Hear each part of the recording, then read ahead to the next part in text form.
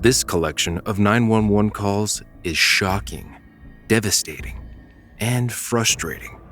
From a deadly birthday celebration to a 5-year-old saving the day, it's a roller coaster of emotions.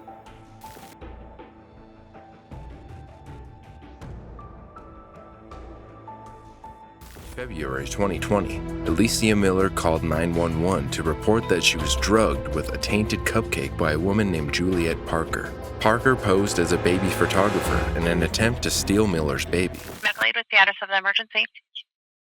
Yeah. Okay, what's the problem today? My girlfriend, she's sick. Not sure if it's an allergic reaction or if there was possibly something in the food that somebody gave her. But like she's been puking. I'm super spacey. Like it's hard to talk, and like my hands and my feet and my arms are super numb. Are you having difficulty swallowing? I feel like my breathing is jacked up too. Okay. Do you feel like your throat is swelling? I don't know. Like my face is numb, like up to my cheekbones, and I've puked like 5 times now, and I don't know if it's an allergic reaction or if they drugged me with something. 'Cause I was fine, and then I ate a cupcake.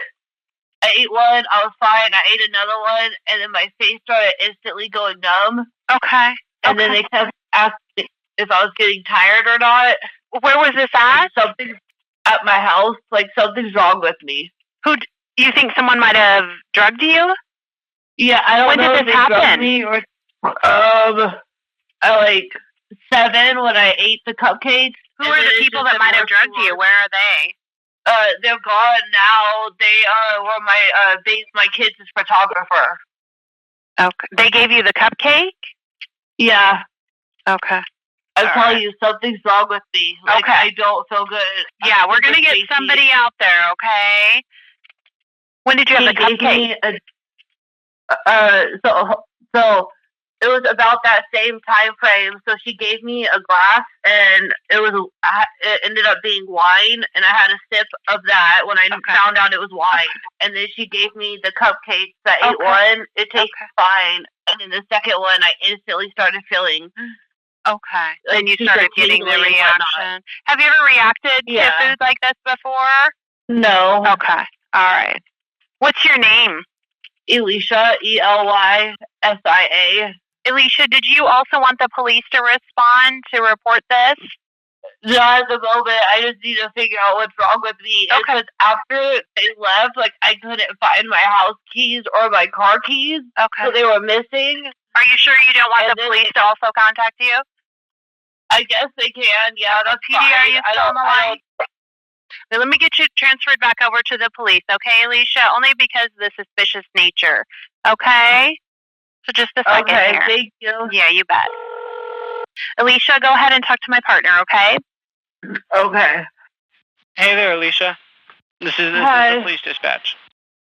Okay, sounds like they got that place started for you. The person that you think drugged you, are they still there with you? No. No, they're not. Okay. Okay, and who do you think it is that drugged you? They were my photographer for my kids. Okay, and how long ago were they with you? They were here about 7, and then they stayed for like a couple hours, and then they left. And when they left, I couldn't find my car keys or my house keys. And then she ended up saying that she had them with her for some reason. She said she took them by accident and didn't know she had them. And then she had someone put them back on my front door, but wouldn't tell me who the person was, just a friend of hers. Okay. Yeah, it's weird. Like, I don't know what's wrong with me. I was fine. And at 4 when I got home, did the person ever actually return your keys? Yeah, they brought my keys back. She had a friend bring them back.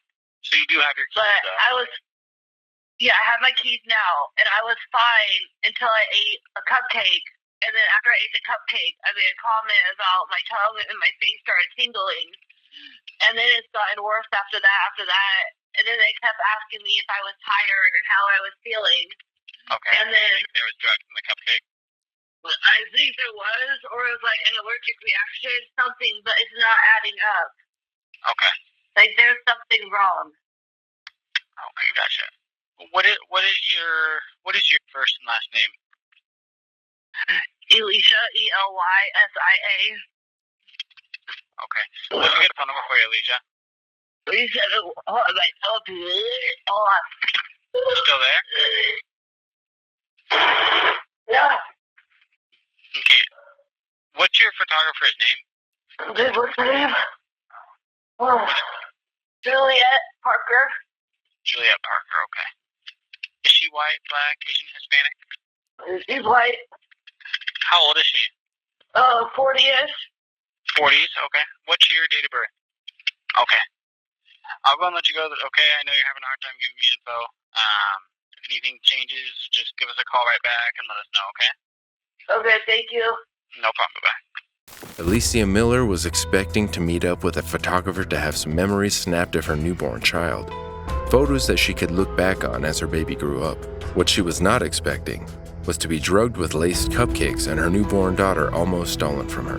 Juliet Parker, who had run for mayor at Colorado Springs the previous year, had posted advertisements posing as a baby photographer on a Facebook group for moms. She offered a free photo shoot to babies less than 14 days old, or to mothers at least 37 weeks pregnant, and Miller responded, requesting the service offered. According to police reports, the two had met 3 times at Miller's home. The first 2 meetings were incident-free, and Parker seemed to be who she said she was, but that was far from the truth. At the 3rd meeting, Miller was allegedly pressured into eating laced cupcakes by Parker's teenage daughter. Miller began to feel giddy and unwell. She felt her arms and feet becoming painfully numb, and she knew that something just wasn't right. She hastily asked the 2 women to leave and was able to contact 911 and report the incident before the drugs took over completely. Before Parker and her daughter left, Miller allegedly saw them stealing house keys and wiping their fingerprints off surfaces in the home. During police investigations, it was confirmed that the cupcakes were laced with the drug GHB, also known as the date rape drug. Police also discovered other possible victims who had reported their interactions when meeting Parker, who had been operating under pseudonyms like Juliet Gaines and Juliette Noel. Further evidence of the attempted kidnapping was brought to light when authorities discovered a text message sent from Parker's daughter suggesting the abduction of an infant to her mother's ex-boyfriend, as well as another one of Parker's exes from Colorado Springs. They came forward to report that he had received a call from Parker telling him that she had just given birth on February 5th, 2020, the day of the attempted kidnapping. Parker and her juvenile daughter were arrested on February 14, 2020, and Parker faced charges of second-degree kidnapping and second-degree assault. Her bail was set at $150,000, which the alleged kidnapper posted for a second time and walked free after pleading not guilty in court, despite police previously taking her back into custody after she posted bail for the first time due to her being a flight risk. According to her LinkedIn page, the former mayoral candidate has had very little social media presence since the chain of events, but is reportedly still the CEO of an NGO to feed the homeless. As of now, Parker is awaiting trial for the judge's decision, and her daughter still awaits her trial in juvenile court. A Strongsville family was out celebrating their daughter's 10th birthday when the child's father snapped and went into a shooting rampage at the Cracker Barrel on Tiedemann Road. A woman called 911 from inside the restaurant, saying her husband was upset because she had told him she was leaving him. Brooklyn 911, what's your emergency? I need an officer. My husband, I'm having some spouse problems, and my husband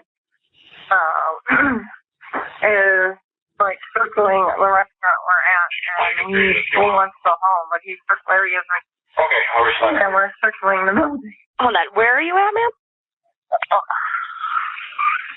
Hello?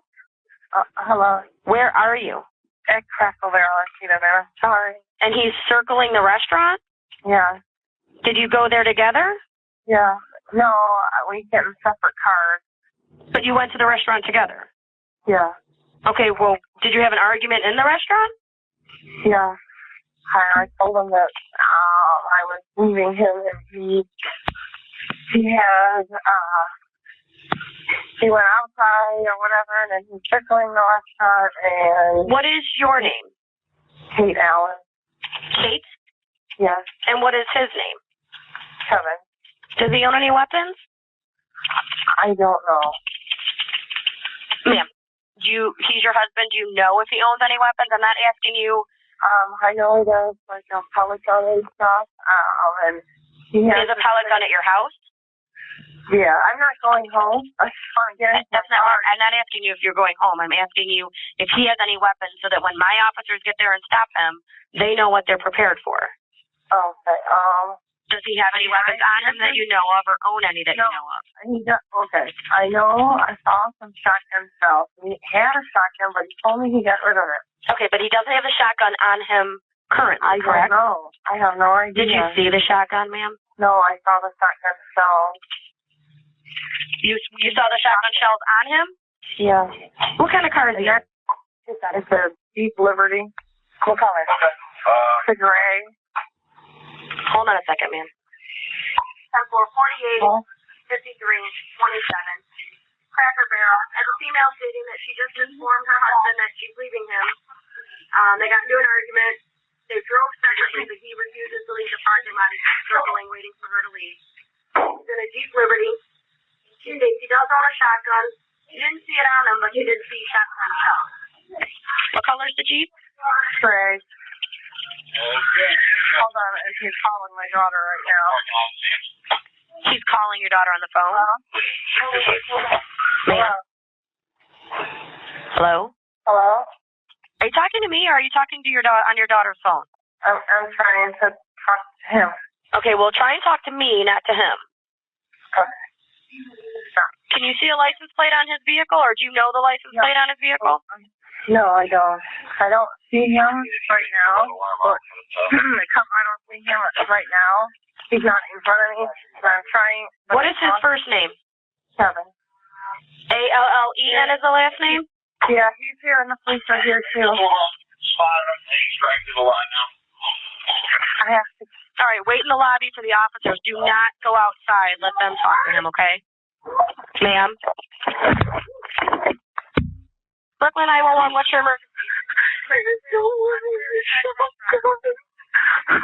Ma'am, are you okay? We're on our way to Cracker Barrel. Where are you? Are you shot? No, I'm not. Is anybody that you know of injured? There's tons of people in here. Okay, where are you? I need you to talk quietly. Where are you? Already advised. Where are you inside the restaurant, ma'am? I'm like behind the counter. Okay, stay underneath the counter. I understand. We are right outside. We're right outside. We're going to be coming in to get you, okay? Okay. What is your name? Okay, don't stop talking. Just if you can see him, say yes or no. No, I can't. Do you know if anybody's shot? I don't know. I just can't.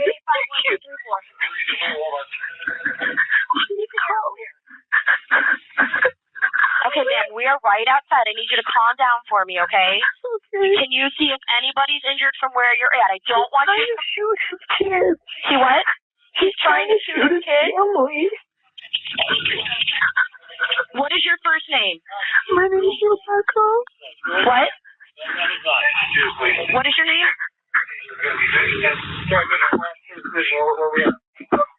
He's in the girls' bathroom.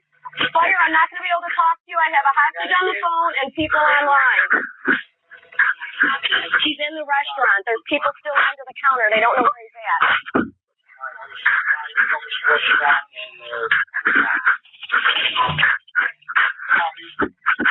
Okay, ma'am, he's still shooting. I'm hearing shots over the phone.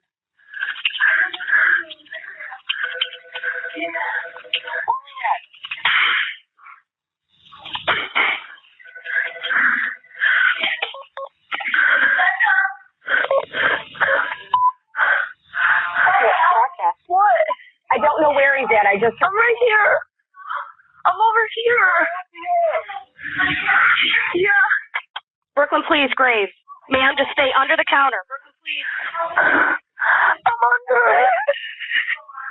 Yes, he's in the girls' bathroom. We have victims inside.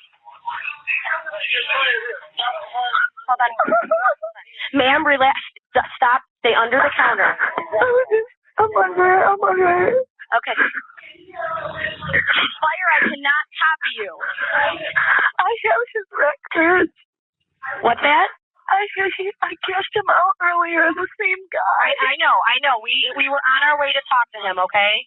Okay. Ma'am, what is your first...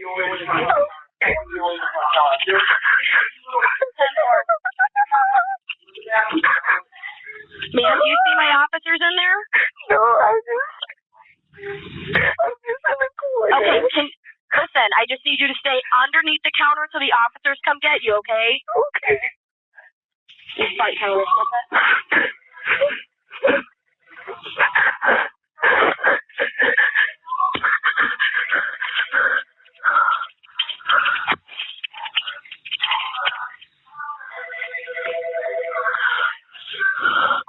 Confirm male in custody? Okay, ma'am, we have him, okay? Okay. Okay, I need you to stand up. The officers are on their way in, okay? Don't go anywhere from where you're at, all right? Okay. Okay. Hold on a second. Don't hang up. Okay. All right, I have one female still on the phone. She's hiding under the counter.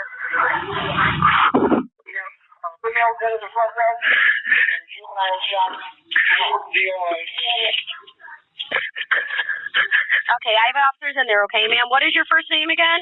My name's Rebecca. And Rebecca what? Bastic. Bastic? Bastic. Okay, we're inside, okay? Go ahead and talk to the officers. Okay. All right, bye-bye. 42-year-old Katharina Allen and her 51-year-old husband, Kevin Allen, had marital problems. Just 2 days earlier, Katharina told police in her hometown of Strongsville that she had left her husband and taken their daughters after an incident on Easter. She reported that she was afraid to go home to collect their belongings. According to the police, Katharina said she had not been getting along with her husband and decided to take the kids and stay with a friend. She wanted it on record that they were having domestic issues. While celebrating their daughter's birthday at Cracker Barrel in Brooklyn, Katharina informed Allen that she wanted a divorce, a conversation that sent him into a monstrous rage. Allen left the restaurant and began circling the property in his Jeep. His wife called the police and alerted them her husband was losing it. Kevin Allen came back into the restaurant with a shotgun and, witnesses said, he selectively fired at his family. Kevin fatally shot his wife in the head and torso near the checkout counter, then shot his 10-year-old daughter Kayla in the gift shop. Next, the crazed father reportedly looked for his second daughter, Carrie, who was found hiding in the bathroom. She was shot in the abdomen and died. It was her 10th birthday. After the shooting, Kevin Allen exited the restaurant and was approached by officers. He was ordered to drop his weapon, but he refused to surrender. Officers shot Allen multiple times. He was pronounced dead on the scene, along with his wife Katharina and daughter Carrie. The shooting created panic and confusion in the restaurant, and a manager helped get people out through a rear door. Wounded Kayla was transported to a local hospital for treatment. She succumbed to the wounds and died days later. The news was confirmed with a written statement on a Facebook page set up to help share news about her health and raise funds. The statement read, "Kayla has died peacefully at home. She has been surrounded by family and friends for the past few days. This time has been the most meaningful to us as we held her and loved her, prayed for her, and said our goodbyes." Friends and neighbors were utterly shocked by the tragic restaurant shooting. I have to. I have to pay my respects. I went to high school with her. She's a very dear friend. Who thinks this? This is terrible. They were just always happy girls. I never saw a day when they weren't happy. It's sad. When I go over, I have to cry. I don't know when I look over there, it's just the idea. Because I knew him. According to police records dating back nearly 20 years, Kevin Allen had a history of threatening wives and others. These records painted the father as a violent man. In June 1995, police in Kirtland, about 20 miles east of Cleveland, arrested Allen after responding to reports of a violent argument between him and his then-wife, Janice Corlin. According to police reports, their fight transpired the same day he received divorce papers from his wife. Additionally, in 2008, Kevin was arrested for burglary and theft. Katharina's family sued Cracker Barrel, alleging it failed to protect them from Kevin. Katharina Allen's brother filed a lawsuit in Cuyahoga County Common Pleas Court. The lawsuit sought more than $125,000 in damages. The outcome is unknown.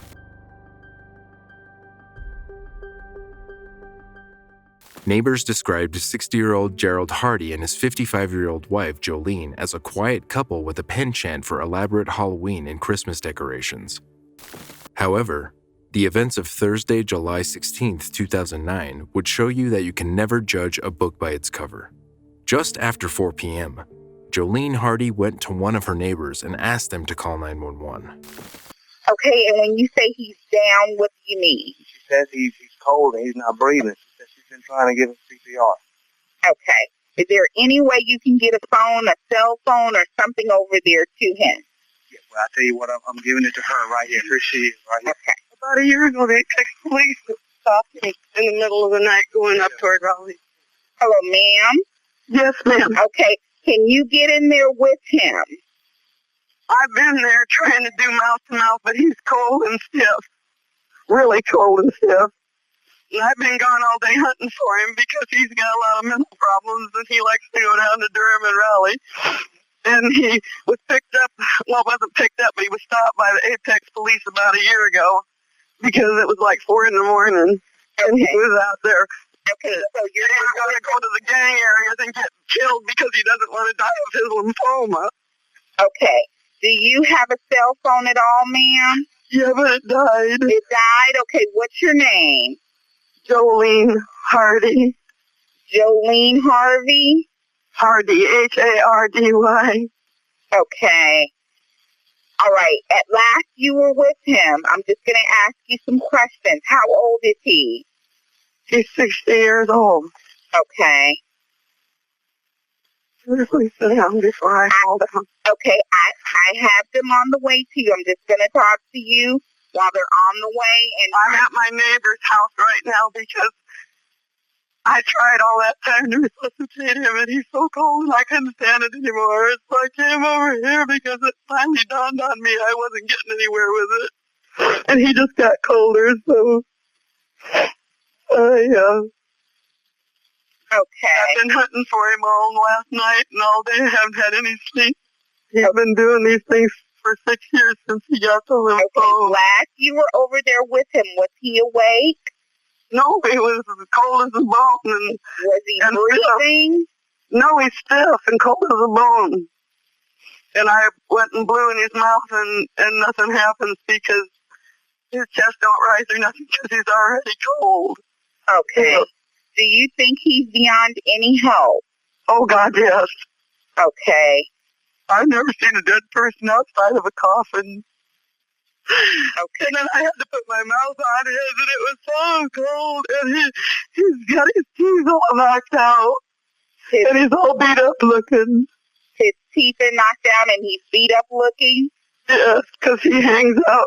Sometimes he goes down to Raleigh and Durham, and he walks. And one time a year ago or so, the Apex cops saw him at 4 a.m. heading toward Raleigh, and they stopped him and talked to him, and he said, "Is there a law against me walking down the street at 4 a.m? And they said, "Well, no." And he said, "Well, I'm not a window peeper or nothing, and can't I be on my way?" And they said, "Yes." Jolene, when's the last time you saw him? I saw him early this morning, or not this morning, yesterday morning. And then he took off somewhere, evidently that evening. When's the last time you were home? Last time I was home. Yes, ma'am. I've been out all night looking for him, and all day looking for him. Okay. And I got at my house about 3, I'm guessing about 3:30. 3:30 this morning? No, this afternoon. Okay. Before 3:30 this afternoon, when's the last time you were physically home? At what time? When is the last time you were home? Inside? Yes. the last time I was home, I was home once early morning, and he wasn't there then. But when I come back now, he is. Okay, and you've been doing CPR since you came at 3:30? What's that? You've been doing CPR Yes, I have. 3:30? But I got heart condition and high blood pressure and cholesterol, and I got sugar diabetes a little bit, and I couldn't breathe deep enough. But I mean, he was already stiff and cold, so he's been laying there. He had to come home sometime in the morning time, not early morning, but later morning, because I just went in there about, I guess it was 3:30, and Okay, is that the ambulance I hear pulling up? yes, they're here. Go talk to them. Go talk to them. All right. Okay, Thank you. Bye-bye. When the police arrived, they found Gerald Hardy lying on the kitchen floor with what court documents described as obvious signs of rigor mortis setting in. The clearly deceased man had been beaten. Wake County Sheriff Donnie Harrison told local news station WRAL, "Then we saw things that did not look right, and it turned out to be a homicide." Investigators collected evidence from the scene, including a 10-inch pipe, a laptop, and blood samples from paper towels found in the home. 2 vehicles were also taken from the residence. Police arrested Jolene Hardy early the following day and charged her with murder. The state chief medical examiner performed an autopsy in Chapel Hill, which revealed further lacerations and abrasions to her husband's chest and back and fractures to 4 of the victim's ribs. The internal examination showed blood around the skull and swelling to his brain, both signs of head trauma. Gerald Hardy's cause of death was recorded as a result of complications from blunt force trauma secondary to beating. When questioned by police, Jolene dropped her story of Gerald walking through gang areas with the hope of being killed and confessed to killing her husband.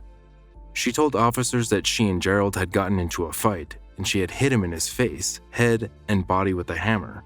She said he had lost consciousness and she had cleaned his body and blood from the scene.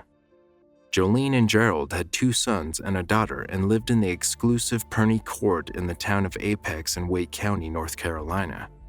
Despite Jolene's claims that her husband had lymphoma, Gerald's family hadn't heard anything about him having any serious illness. One of his relatives, who remains anonymous, told WRAL that the couple had been having marital problems for 5 years before Gerald was killed. She said Gerald had cut ties with his friends and family in an attempt to work on the marriage.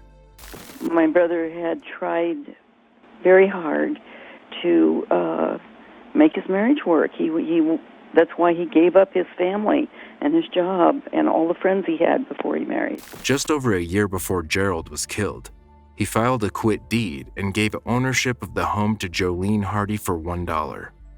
A quit deed is a method of transferring property ownership that is mainly used during a divorce. However, neither Jolene nor Gerald had filed for divorce. On July 17th, the accused husband-killer appeared in court, faced with charges of murder. She seemed to be indecisive. When the judge asked if she needed an attorney, Jolene mumbled, "I heard you should hire your own, but I don't know." The judge appointed her a lawyer and denied her bail. In December the following year, a judge ruled that Jolene Hardy was incompetent to stand trial for the murder of her husband. Strangely, nothing else was reported about Jolene or Gerald Hardy until Thomas Funeral Home in Fuquay Varina, North Carolina, documented that Jolene had died at age 68 on December 1st, 2021. The next call was recommended by one of my subscribers, and it has stuck with me since I heard it.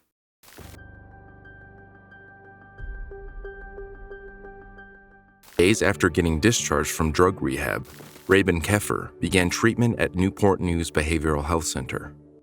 For several days, the 17-year-old pleaded with nurses to go to the hospital to call 911. None of the nurses attended to her medical needs. One of Raven's fellow residents, a 15-year-old girl, finally made the call. Newport News 911, where is your emergency? Newport News Behavioral Health Center. What's going on? What's going on? Hello? I pressed 49. Newport News Behavioral Health. What's going on? We have a resident that is coded blue. She's non-responsive, and the nurse are trying to do something, but... Is she breathing? Yeah, I think she's breathing, but she's non-responsive. And the nurses are trying to, give her a sternum rub. They're trying to, wake her up. She's non-responsive. Okay, where inside is she? She's in the dignity unit, in the, down bottom. In the what unit? Dignity. Unity? Dignity. Dignity. D-I-N-I-G-N. Okay, I'm sorry. It's hard to hear you because I can hear them yelling in the background. Yeah, Do you know what happened? No, she's been going through a withdrawal. She was recently came out of a rehab center. Uh-huh. And she's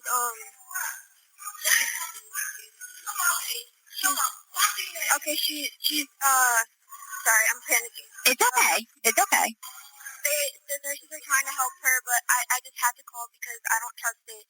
They have been telling her she's doing this to herself and she's faking it, and I just really worry because I'm not sure they're doing what they need to do to take care of her medically. They're not providing. What's going on with all the yelling? Who's yelling? Everyone's panicking because she's like, I don't know what's wrong with her. Do you know how long ago it happened? Okay, it happened today. It's happening right now. Right, but when did she become unconscious? Do you know? She's non-responsive. Her eyes are dilated, really badly. Okay, we were trying to walk her to the nurse's station. Uh-huh. And we stood her up, and she walked a little bit, and then she said, I can't see. She fell down, her pupils were dilated, and I guess she was non-responsive. Uh-huh. She peed herself, and we put her back on the floor, and she breathed a little bit, and she was responsive for a little bit, and now she's non-responsive. Okay. And she's like taking really deep breaths, I don't know. She's breathing deep? Yeah, she's like... Okay. Whenever you were taking her to the nurse's station, why were y'all taking her? What was she complaining of? She was trying to take her vitals. Uh-huh. Her vitals were fine. The hospital. Okay, but whenever y'all were taking her to the nurses, was she complaining of something? Did something not feel good? She's been going through withdrawal. Right. Please bring her. She's turning blue. They're already on the way, okay? I already have them on the way. I'm updating them while they're on the way, okay? Okay. Thank you so much. Okay, yeah, but stay on the phone with me. Do you know if she's breathing? Okay. Is she breathing? Okay. She is? Yeah, she's breathing. Guys, be quiet, please. Okay, will there be someone that can let the medics in when they get there? All right. What? Sorry, I can't hear. It's okay. Is there someone that can let the medics in when they get there? Yeah, there is. Tell them that there's medics coming. Hey, stop. Be quiet. Listen, I'm trying to tell her about that. The medics are coming. There needs to be someone to let her in. Walkie, someone that's going to let the medics in. Okay, who's yelling? It's other residents. They're triggered by this. They're angry. Okay. It's just because we're in a behavioral health center. Right. The obvious response is going to be anger and, because they weren't taking care of this. They weren't taking care of this soon enough. That's the thing. That's why I'm really upset. Guys, be quiet. Okay. On the phone, because this is not they're not taking, they weren't, now they are. Now that she's coding, they're taking it seriously, but before the first day she came here, she was feeling this way. They told her that she was faking it, she was making herself do this, and they were blaming it on her, and that made her situation worse mentally. Okay, do they have her in a separate room from all the residents? Huh? Do they have her in a separate room from all the residents? Yeah, all of the other residents are in a different room. Okay. Okay, the medics are going to be there really soon, okay? Okay, thank you. You're welcome. because she's my friend. Like, I don't want anything to happen. I understand. They're going to come and get her all the help she needs, okay? She's been an addict for a long time of heroin and meth, and she's been off for 30-something days. For 30-something days? Yeah, she's... Alright. Okay, they're going to be there soon, though, and they're going to help her, all right? They need to do something about the way they deal with medical emergencies. They need to prevent them before they happen, especially with someone showing symptoms of this type. Right. No, I understand. I'm going to talk to them, okay? Yes, please talk to them in a certain voice. Try to make them understand, because no matter how many times people explain it to them, they probably won't listen. Okay, all right, I'll do my best, okay? Okay, thank you. You're welcome. If it is 911 emergency. Yes, I need you to send an ambulance to. What's going on, ma'am? We have a resident just passed out. She is like unresponsive. Okay. Yes, and they pull up front. We just have somebody direct them to the back. Are you with her? Yes, we're with her. Okay. We already have a call with somebody else on the phone too. I'm sorry, say it again. I said we have the medics on the way. Somebody else on the phone too. Is somebody else on the phone? No. Okay. It says she has a history of opioid. Hold on, I can't. Yeah. Hold on, I'm gonna put somebody else on the phone. What Dr. James? Yeah. Yes, ma'am. Is she breathing? Is she breathing? Yeah, she's breathing, but it's low, and she's having a gasping of breath. She has a history of opium disorder, a stimulant disorder, 17 years old, and with shaking her pulse, it's hard to get. Okay. Are you the nurse there? Yeah, I'm the nurse there. I'm the one taking care of her. And she complained of numbness and when short thoughts. And now she's trying to gasping her breath. So we need you to come here. Okay. Yeah, they're already on the way. Do you need any medical assistance over the phone? No. Okay. All right. Which way do we come in? In the residential unit. Okay. Okay. All right, they're on the way. Okay, thank you. Bye-bye. Newport is 911. Where is your emergency? Hello? Medics were called to the center at 6:38 p.m. on June 29th after Keffer collapsed. She went into cardiac arrest while being transported to Mary Immaculate Hospital. Sadly, Keffer died at the hospital at 10:33 p.m. that Friday. Before living with her father, Keffer's grandmother, Monica Myers, raised her until she was 8. According to Myers, she was still in communication with her granddaughter. She said they talked and texted every day, often 2 or 3 times a day. Myers said Keffer was outspoken and spoke her piece, but she was kind-hearted and good-hearted. She enjoyed life as much as she could, given all she went through. The grandmother hadn't heard from Keffer in the week or so before she died. A center employee told a first responder to the scene that the teen complained of feeling sick for nearly a week before collapsing. Her complaints went unheeded for 6 days. She suffered in every way, in my opinion. Physically, mentally, emotionally. According to search warrant documents filed at Newport News Circuit Court, 6 staff members submitted written and signed statements saying Keffer had difficulty breathing, vomited, refused to eat, and was lethargic the week she was there. She wanted to go to the hospital. They said she's faking. There's nothing wrong with her. She said she's throwing up blood. After collapsing, Keffer had no vital signs. She began to urinate on herself. The nurse eventually agreed to have her taken to the hospital, but only on one condition. She needed to get up and go change her clothes first. One of the patients made the vital 911 call. Kids on the unit had gotten the cordless phone and they were on the phone with 911. Her grandmother firmly said the center needed to be held accountable for the death of her granddaughter. The people that ignored her plea for help, they should be, liable. Details in the search warrant affidavit, including the employee's statement to the first responder, led the Newport News Police Department Homicide Unit to investigate the matter. Police spokesman Brandon Maynard cautioned that launching an investigation into the matter did not mean the death would ultimately be ruled criminal or unnatural. Maynard said that they were looking into the circumstances of the incident to see whether neglect on behalf of the facility may have contributed to or led to her death. The state report noted the center violated 13 state regulations when handling Keffer's case. According to the report, before the teen was admitted, a social worker informed the center about her medical issues. In a form submitted to the center, the social worker noted that Keffer needed surgery and had gallstones issues. The state report said the center didn't try to get supporting documents to see if they could handle Keffer's medical issues. The report also included the center's response to findings, including how it retrained staff. It made several changes to its intake forms and how it disseminates information about medical history to both nursing and non-nursing staff. Raven's half-sister, Haley Keffer, a junior at Radford University, filed a lawsuit against Newport Center.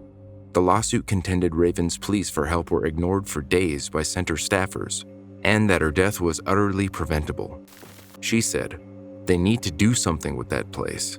You go from seeing and talking with someone all the time to not seeing them because people aren't doing their jobs. She was in a medical facility for a reason. Maybe they should learn how to take care of the people that are there."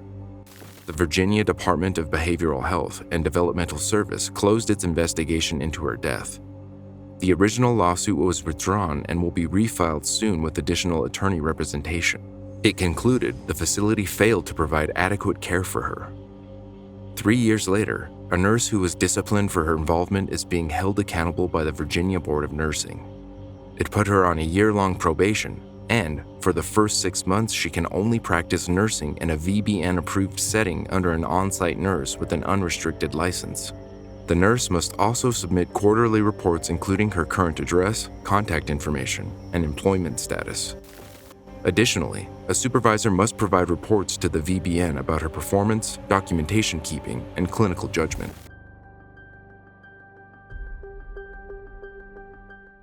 In November 2021, deputies responded to an eerily calm call from Garrett Robert Ellie from Hendersonville, North Carolina. 911, what's the address of the emergency? I'm sorry, what was the address again, Toddy? Okay, the address is, and there's been 2 shootings. Okay, like you just heard somebody discharge a weapon, or has somebody been shot? No, there are 2 people dead in the house. Would you like me to, Hold on. Okay, hold on. So there's 2 people deceased in this house? Yes. Okay, and do you live there? Yes.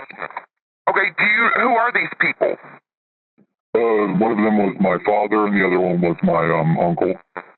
Okay, and does it look like they have been shot, or? They were shot. Both have been shot? Okay, what's your name? Yes. Okay, what's a phone number that you're calling from? I'm a little bit unfamiliar with that. You know, I haven't really memorized it yet. Okay, are you inside the house with them? Yes. Okay, so and my grandparents as well. So did you just come home and find them deceased in the house? I would rather. I'm not sure. I'm very new to this. I'm not really sure how this process works, but I would rather. I'm not sure if this is a matter of a Fifth Amendment kind of thing, but I'd rather do that. I need this information, okay? Okay. Did you just come home and find them deceased? No. Okay, were you there when this happened? Yes. Okay, who shot who?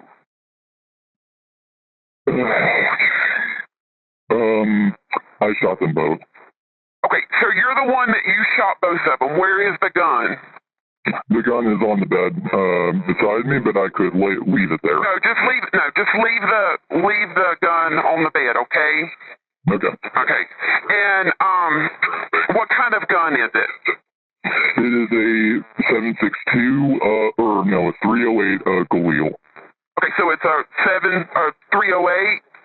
Yes, 308 semi-automatic Galil, and also a 10 millimeter, but that's on the counter. Where's your grandparents at? I kept them in the bathroom, or I escorted them into the bathroom. I used a chair and tape to keep them there while I got my head sorted out. Okay, so you have put your grandparents in the bathroom? Yes. I had no intention of hurting either of them. I never did. What, I'm sorry? I had no intention of hurting either of them. I never did. This was between me and my dad and his brother. Okay, and why did y'all get in an argument, or? This has been a long back and forth. It's been a long back and forth since I got here. It's kind of a long story. I would rather kind of turn myself in and explain it down to the station if that's possible. Okay, and where are you at in the house? I'm in my father's room. Okay, is that where your father and uncle are at? No. I panicked. I got nervous, so I tried to clean up as best as I could. So, there's a post-mortem cut on his neck to make sure he's dead because he's a large man. It made me nervous. Okay, how long ago did you shoot him? Probably close to maybe a couple hours, maybe, if I had to guess. But you said, and where is it? You said that there was a 308, and you said there was a pistol also? Yes. Okay, where's the pistol at? On the counter. In the living room or in the kitchen? No, it's in the same room as the rifle. Okay, but right now you're in. Is there any way you can go to the kitchen? I'm sorry, what? Where you said you're in the back bedroom? Yes, I'm in my father's room right now.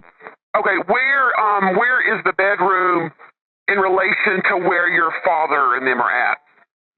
He's in the garage with a sheet over him. His brother is in his room.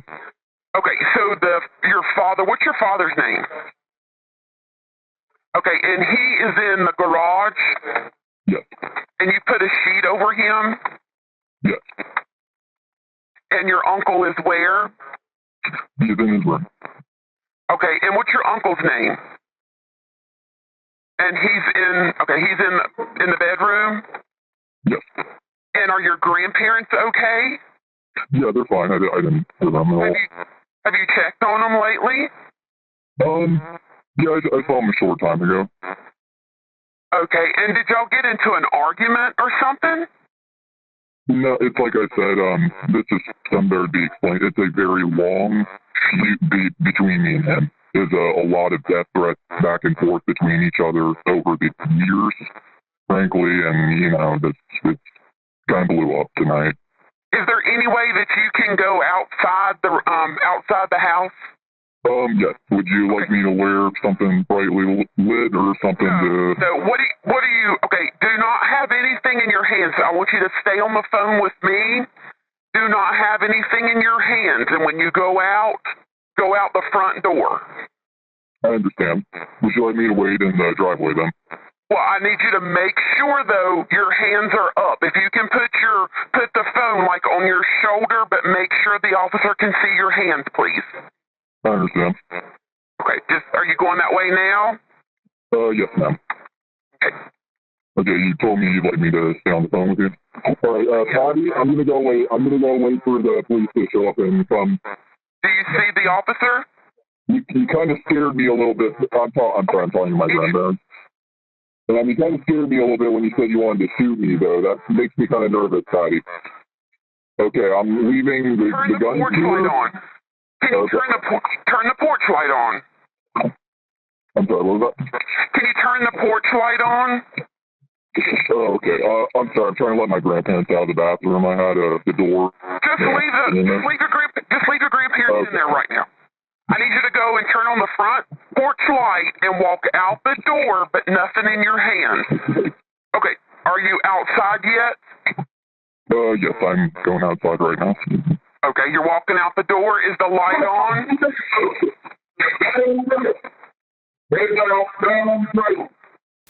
When the sheriff's deputies responded to the 911 call, they approached the neighborhood without any sirens parked nearby and proceeded on foot to the home. Once surrounded, the 27-year-old did not resist arrest. He complied with the officer's instructions and was arrested without incident. The victims were identified as Stephen Robert Ellie and Brian Eugene Ellie, Garrett's uncle. Garrett made the 911 call from his father's bedroom and told the dispatcher his father was in the garage and that he had covered his body with a sheet. His uncle, also deceased, was in his bedroom. He estimated the shootings happened a couple of hours before making the 911 call. There were no specific details for his motive or the events that led up to the shooting. He told the dispatcher it was a very long story, with lots of death threats back and forth between each other throughout the years, adding that it all kind of blew up tonight. Deputies also found Garrett's grandparents forced and locked in the bathroom, Patricia Ann Barker and Robert Irving Barker, listed in tax records as the homeowners. The Barkers were reportedly transported to the Party Hospital for evaluation. No injuries were reported. In a press conference, Sheriff Griffin said that authorities believed Garrett used a high-powered rifle and that there were several firearms in the home. He also spoke on the latest motive. This investigation is ongoing. We still have some interviews to conduct, so I'm not going to issue any speculation as to what the motive may have been. Right now, we're really unclear on all of the whys to this. Nothing that I'm familiar of, or nothing that I'm familiar with. But that's not to say that he doesn't. The investigators haven't provided me with that information. Garrett was charged with 2 counts of first-degree murder in the killings. The accused was also charged with 2 counts of kidnapping his grandparents. The victims are survived by multiple family members, including their mother, none of whom have spoken to the media since the incident. Griffin said the tragedy would ripple through the family for years to come and urged others to call authorities if situations were too difficult for them to navigate instead of resorting to violence. There have been no further updates on the case, but be sure to like this video so that you don't miss any future developments.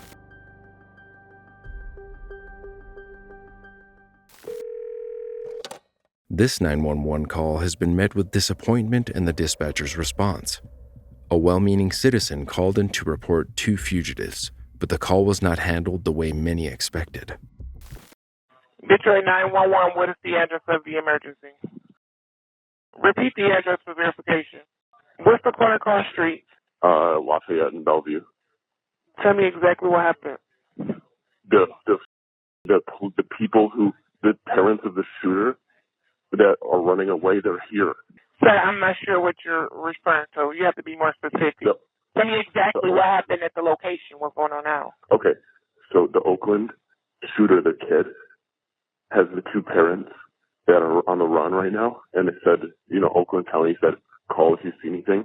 And I just went to go park my car and switch it around at my office. I'm at my office, and there was a Kia that looked like their car, and I walked around and checked the license plate, and it's their car, and the woman is here next to the car. The woman is where? Sitting next to her car in the parking lot. She's sitting next to her vehicle on the ground or in another vehicle? Yeah, on the ground. On the ground. Okay, and what kind of vehicle is this, sir? It's a 2021 Kia. It's a black Kia SUV in the parking lot. Was anyone inside of the vehicle? I don't know. You stated you walked around the vehicle and looked inside. You didn't? I walked back to look at the license plate because I saw online that car was matching. Do you have the plate number? 1 second. It's Okay. And the vehicle, was it parked in a parking lot and the mother is on? Yes. Yep. Okay. It's next to my car in the parking lot. I'm inside my office now. And the mother is sitting on the ground. What is she wearing? Yeah. She's wearing a hoodie. But I don't know what kind. What color is the hoodie? I don't know. I think it was plaid, but I saw her for a glimpse and then I ran inside because I like my heart. You're not sure what color the hoodie was, but you've seen her sitting there? Yeah. Okay, so what's your name? We'll get units in that area. Thank you. Okay, yeah, I can't believe it. They're here. Okay. Okay. Do you want me to stay on or am I? No, sir, you're fine. Okay.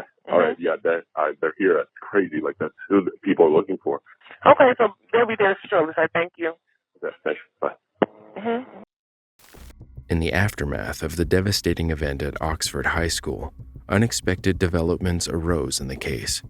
James and Jennifer Crumbly, the alleged perpetrator's parents, were charged with involuntary manslaughter with an arraignment on the 2nd of December 2021. But the couple was nowhere to be found. Law enforcement agencies issued a be on the lookout alert, and in a bid to hasten their capture, the U.S. Marshals got involved. They increased the stakes, announcing a reward of up to $10,000 for any information leading to the Crumblys' arrest. Meanwhile, the couple's attorney was adamant that they intended to surrender. As hours turned into days, the intensifying search continued, hinting at a complex game of cat and mouse. Investigators found that the pair had reportedly withdrawn funds from an ATM before they fled. Again, according to the Crumblys' attorney, they had safety concerns after facing monumental backlash from the public surrounding their role in the tragedy. In fact, the charges stemmed from their alleged involvement in enabling their son's actions, with the primary piece of evidence being a 9mm Sig Sauer handgun purchased by James Crumbly just days before. Additionally, the parents had been present at the school, meeting with administrators regarding Ethan's behavior leading up to the incident. And when news of the shooting came out, Jennifer reportedly sent a text message to her son, urging him not to go through with his actions. However, by then, it was too late. On December 4th, 2021, after the 911 call, their vehicle was located in Detroit. Then, after approximately 11 hours, the Crumblys were found and taken into custody peacefully. They confirmed their identities to the police and surrendered without resistance. At their first court appearance in Oakland County, the pair pleaded not guilty to all charges. They also asserted that the firearm central to the investigation had been secured in a locked state. Given the circumstances, the judge deemed the Crumblys a flight risk, resulting in a hefty $500,000 bond being set for each of them. In the courtroom, the parents exhibited a range of emotions. Jennifer Crumbly was observed in tears during the reading of the charges, indicative of the gravity of their situation. After entering their pleas, the accused were placed under observation at the Oakland County Jail for their safety. Their legal representatives issued a statement before the arraignment, outlining the couple's intention to refute the charges against them and fight the case in court. They highlighted the importance of the entire story coming to light for justice to be served.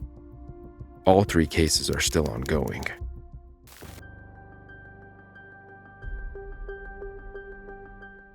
Police. My son hasn't come back from school yet. Pardon? I said a report of my son missing. He hasn't been back from school. Right. Well, I haven't seen him since this morning. Okay, what's your name, please? Mrs. Ruth and Neve. Lee? Neve. Neve. N-E-A-V-E. Okay, what's your son's name, please? Ricky. R-I-K-K-I. Okay.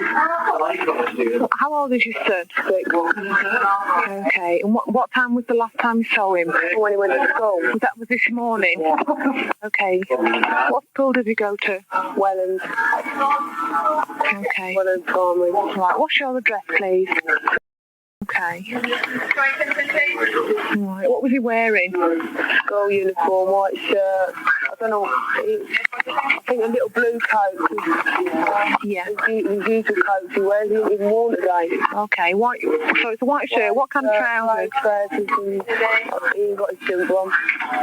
Okay. Now, is there any chance he could have gone to his friend's house or anything like that from school? No, never, ever.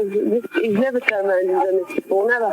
Right, what time does he usually get in? Like no later than 3:45. 3:45. All right then, what I'll do, Ruth, I'll get an officer to come and see you. Okay, and we'll take it from there. Yeah, like I say, he's never done this before. And, okay, 6 years old. Yeah. All right, don't worry then. Are you ringing from the phone box? Okay then, leave it with me. I'll get somebody to come and see you there, and he'll take a statement, and we'll take it from there. Yeah. All right, Ruth. Bye. Bye. 6-year-old Ricky Neve went missing in 1994 after leaving home for school. A day later, his body was discovered in undergrowth on the Welland Estate in Peterborough, England. He had been strangled.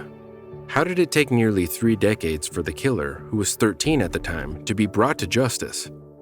The police first suspected Ricky's mother, Ruth, who has been relentlessly trying to keep attention on the case. During her 1996 trial, the court was told how she had threatened to kill her son, scrawled across his forehead on one occasion. The 6-year-old was known to Cambridgeshire Social Services and the county's Child Protection Register as a vulnerable child.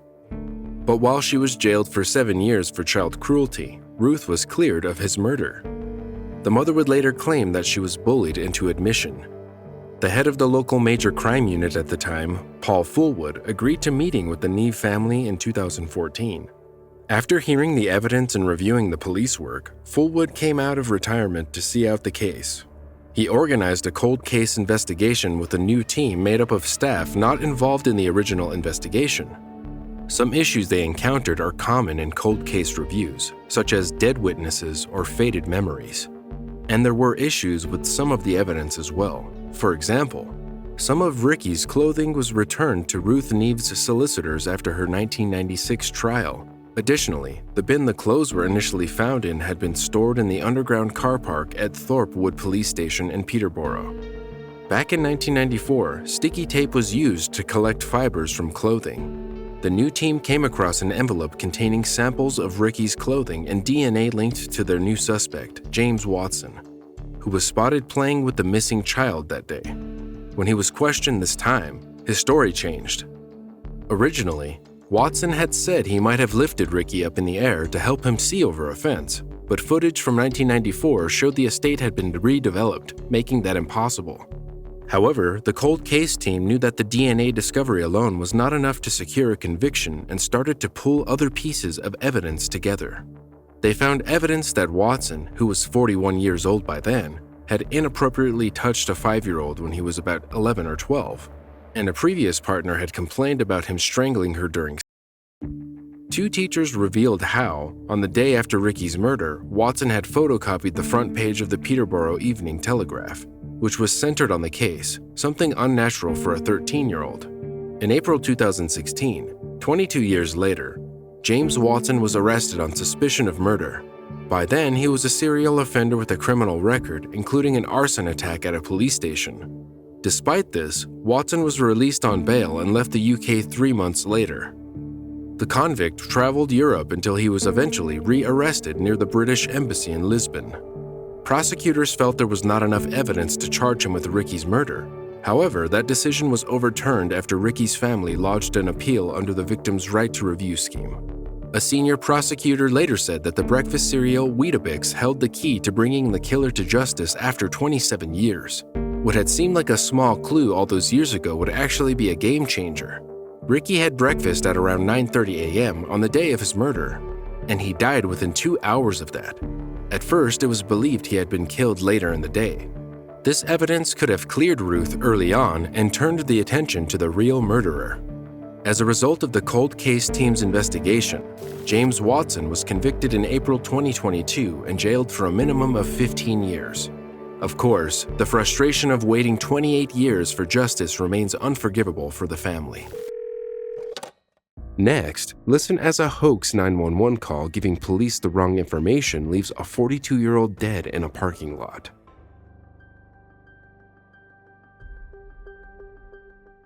On April 24, 2020, 42-year-old Michael Ramos and his girlfriend, Rebecca Garcia, were sitting in a vehicle in a southeast Austin apartment parking lot when officers surrounded them, acting on a call to 911 just minutes before.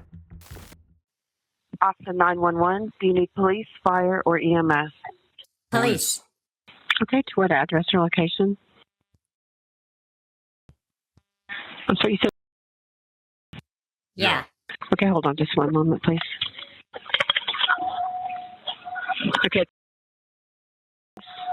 Yeah. I'm in the... It's a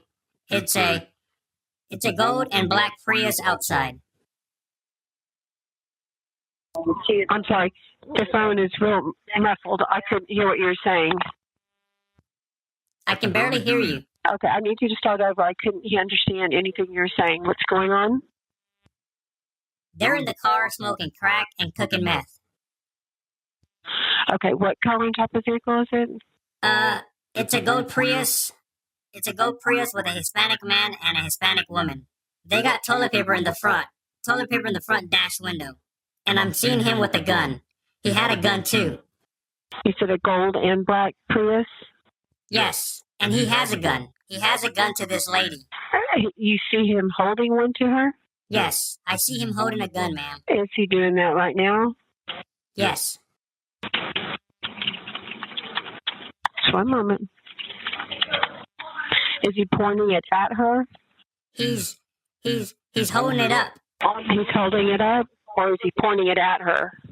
He was pointing it at her, but he got, ma'am, I don't know what's going on, but I need y'all to come quick. Okay, but I need to know the difference. Is he pointing it at her or just holding it in his up? He's holding it. He's holding it. Okay. Is he you said Hispanic male? Can you see what color clothing he has on? It's like a white shirt. It's a gold and black Prius. He has... Are they... Okay. I need to know...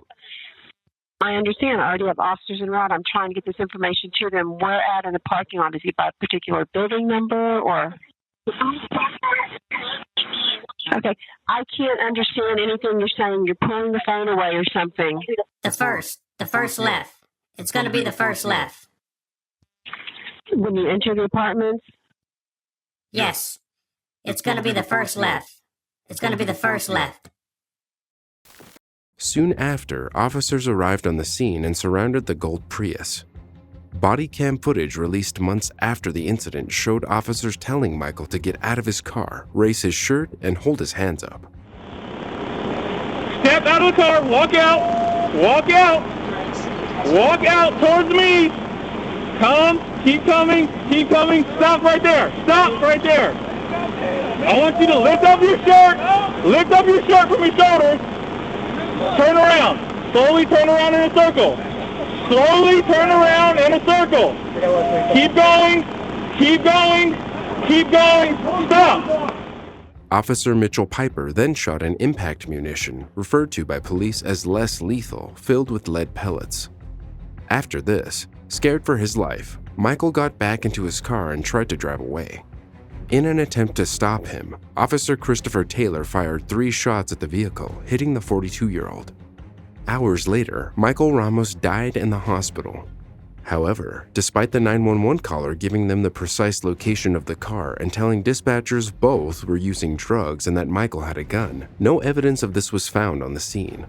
Police reports filed after the incident read that, due to the nature of the call and the 911 caller's information, officers had reason to believe the Toyota Prius could contain a gun. The false information given on the call led officers to fire the less lethal round when, and as they initially alleged, Michael continued to ignore officers' commands, saying, due to the male subject's non-compliance and ability to possibly access a gun inside the vehicle or on his person, officers decided to deploy a less lethal munition to gain compliance. As with the last call, the tragedy served as a catalyst for protests in Texas against police violence. To this day, the caller has now been identified or charged for culpability in the murder of Michael Ramos. Following this, officers Christopher Taylor and Mitchell Piper were placed on administrative leave. Over a year after Michael's death, a grand jury heard the case and chose to indict Christopher Taylor on a murder charge. As a result, the officer was banned from using any weapon and was held on a $100,000 bond. Shockingly, the death of Michael Ramos isn't the only one Christopher Taylor has been indicted for. In August of 2021, he was accused of murder and deadly conduct in the fatal 2019 shooting of 46-year-old Maurice De Silva, who had been holding a knife in the hallway of his condominium complex while going through a mental health episode.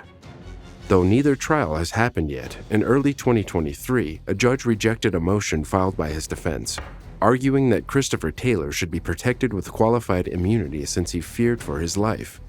But the judge said that he found the plaintiff's complaint repeatedly and plausibly alleges that Ramos posed no immediate danger to others. Therefore, Taylor would not qualify for the immunity given to officers when making split-second decisions. Meanwhile, a case against Mitchell Piper was also put forward. However, it was rejected after the jury did not find enough evidence for an indictment. As it stands, the case is still heading to trial, and I'll be sure to keep you updated.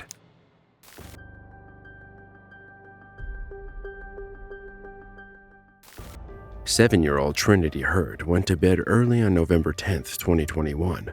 But when the child wasn't awake by 9 a.m., her mother, Jennifer Trosen, started to worry. She searched the Hardin County, Ohio house, but couldn't find her daughter anywhere.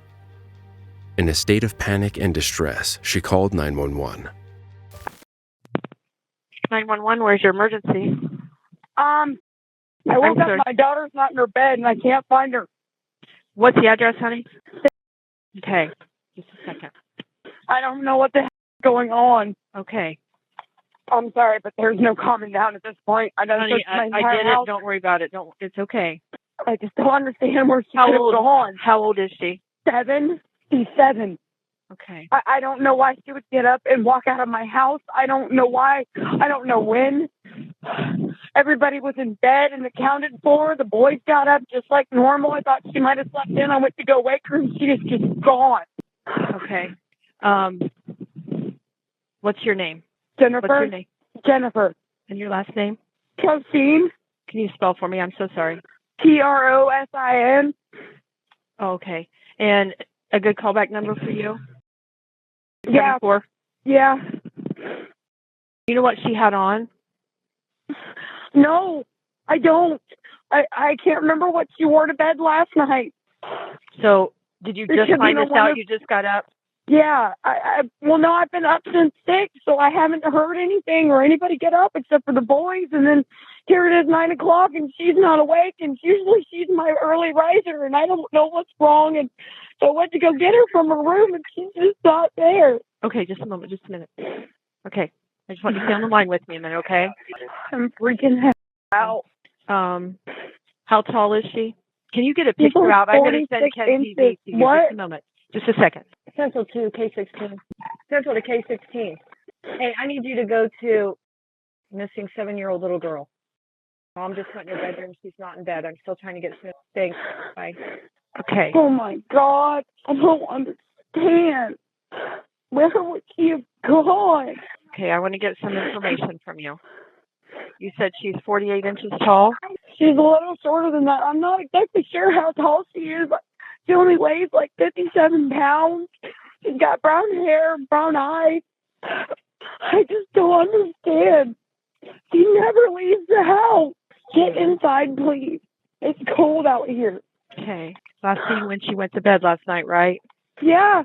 She was last seen when she went to bed last night. I sent her to bed about 7:30, 8 o'clock. She was tired. Okay. Let me know when you see the police officers there. And then if you think about what she has on. It's going to be purple or pink. I just can't remember exactly what it's got on it. I just don't understand where she could have gone or why. Did you look under her bed? I looked everywhere. I turned her bed over. I looked in the closet. I looked upstairs in the boys' closet, under their beds. I have torn my house apart looking for my child, and I cannot find her. So, the only place I didn't look is my own bed, but I doubt she's under there. Okay. I have weighs 57 pounds, brown and brown, guessing height 46 to 48 inches. Would have pink or purple PJs on. I just don't know where she would even have thought of going or why. Like, why is she leaving? Oh, my God. Okay. What grade is she in? 2nd. She knows her address. I don't think she knows her phone number. Go ahead. What's your daughter's name? Kennedy. Kennedy. Be Kennedy. Trinity. Trinity. Trinity. Section K7. Trinity. Trinity. Do you see him there? Yeah, he's here. Okay. I'll disconnect and you talk to him, okay? Okay. Thank you. Bye. Officers responded to the call and launched a search for the missing girl with the help of the local community. Neighborhood surveillance video showed Trinity being put into a car. I stopped and just, what did I just see? Did I just see that? Was that a shadow? You know, you try to think of everything because you don't want to think that that's what you just seen. Because when we slowed it down and we seen a little shadow get in and then try to go away and then get put back in, that's when we said that's unusual. That's not okay. Although thankful for the information, police said the footage was posted on social media before it was given to them. 2 days later, the sheriff's office got a tip about Trinity's possible whereabouts, and deputies followed up. The 7-year-old was found in an abandoned house a few miles away from her home. Community members and law enforcement cheered as Trinity was taken away in an ambulance. The sheriff's office said she was recovering in hospital. The little girl had been kidnapped by Charles Castle, a man who lived across the street from her family. He had taken and hidden her in his closet while pretending to know nothing about Trinity's whereabouts. Then he brutally assaulted and attempted to kill her, causing the child to suffer from brain damage and mobility issues. The suspect had a criminal record, having served time for possession of cocaine, but there were no charges relating to violence on his record. Most who lived nearby knew him and noticed he had been acting differently lately, driving around late at night and circling the block. Castle was found guilty on 7 counts. Trinity's recovery has been a slow and difficult process, and her family has had to come to terms with the trauma of what happened to her. While they are relieved that she was found alive, the experience has left lasting emotional and physical scars. Trinity's victim advocate delivered a powerful message to Castle in court, telling him to go die for what he had done to the innocent little girl. The 57-year-old was handed 48 years to life in prison.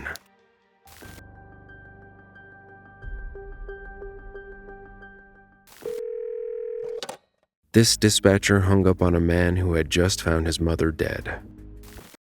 911 emergency. What's your address? Get somebody in my house. I just got off work. I think my mom's dead. What's your address? Oh my God, I can't think. I'm going to get medical on the line. Don't hang up the line. 1 minute. Please. He's saying that he thinks his mom passed away. I don't have the address. Yeah, please. Ma'am. I'm a guy. Stop. Okay, then calm down a little bit. I need a building number. What's your Okay. Is she breathing at all?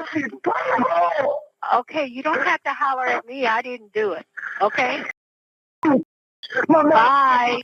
Okay, listen, we have the call. Medical and officers are going to be responding. Was she sick? What happened to her? Man, I don't know. I just got off work. I just worked like 12 hours today. Man, my mom. Hanging up on someone who has called 911 for help seriously violates how the emergency service operates, but the dispatcher kept her job. The original call taker from the Metro Police Department remained on the line. An internal investigation by Las Vegas Fire and Rescue found that the female employee made critical failures but would not be fired. She faced corrective action, but what that actually means remains unclear. But following the January 2014 call, the department said it was moving forward with plans for a new quality assurance position. As a 6-seater plane crashed in southeastern Michigan, a family friend watching them take off called 911. When the aircraft hit the ground, there was an explosion.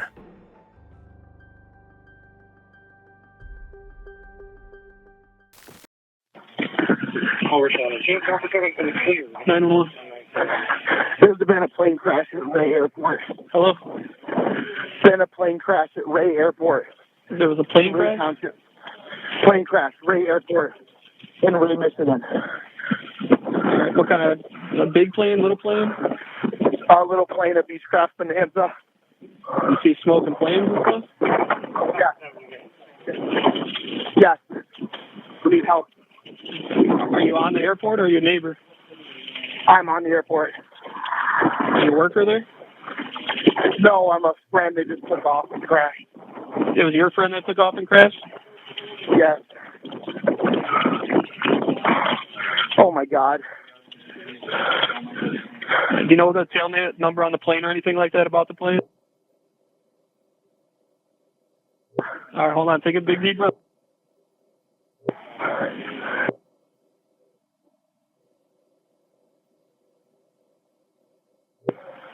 Correct. All right. What kind of plane was it? A Beechcraft Bonanza.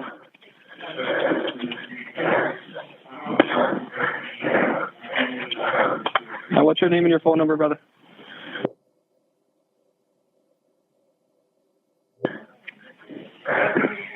Area code.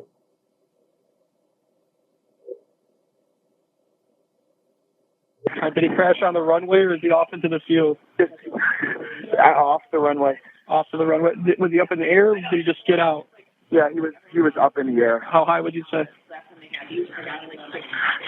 Maybe. Say that again?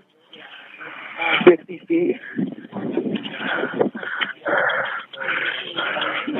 All right. Is the whole plane engulfed in flames or just a little bit? Yeah. No, I think it's gone.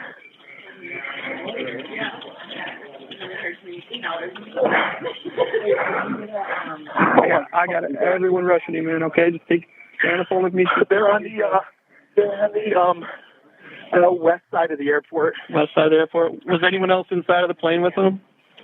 Yes, there's 3 people and a dog. Who are the other 2? You said your buddy, and who are the other 2? His wife and his niece.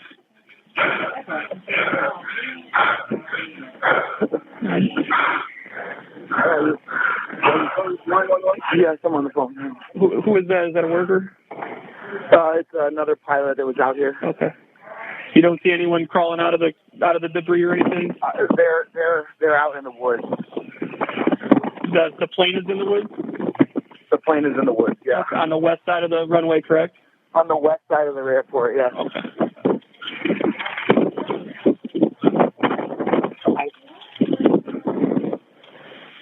I can't go back. Is it up in the trees or is it down on the ground? It's on the ground. Okay. How far away from you would you say you can't see anyone getting out or anything like that? No, maybe a couple 100 yards, 200 yards or so. Okay. A lot of black smoke? Yes, sir. Well, not much smoke now, but there was, yeah. Oh, my God. I got you, brother. Take a deep breath, all right? I got everyone coming. Can I get out? Thank you. Okay. And it didn't collide with another aircraft or anything like that, correct? No, sir. Okay. Oh, my God. Make sure you guys don't approach the crash site, okay? Yeah. With all the gasoline and stuff, I don't want you putting yourself in any harm. Are you walking closer to it, or are you in a car? There's people walking that way, but I can't go over there. No, I got you. I don't want you to look at that. Just, if you're still within yelling distance, make sure you yell at them and tell them not to get too close, okay? They said don't get too close. Police are on the way. Oh, my God. I can hear them. I can hear them. Are there still flames? I don't know.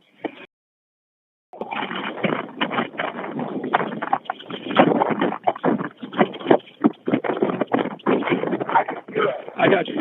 Are you running over there? Kind of, yeah, but I can't know if I can see this. Do you still see flames or no? Yeah. Yes, they're taking off. I'm sorry?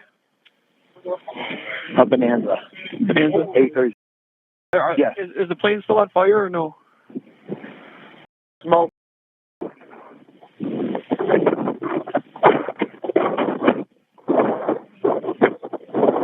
Oh, my I got everyone coming, man.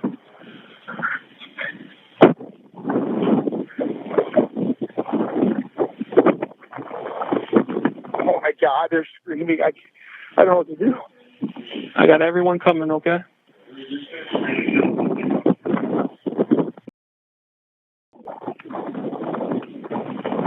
Do you still see flames in the plane? There's still smoke coming out, yes, but I can hear them. I can hear them.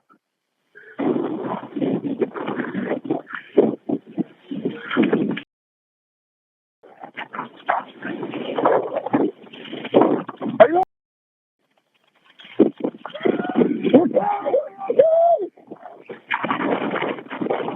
Oh, my God. Everyone coming, okay? Can you yell at another pilot to go wait by the gate and get people in there? Directly to the right location? We can just accurate.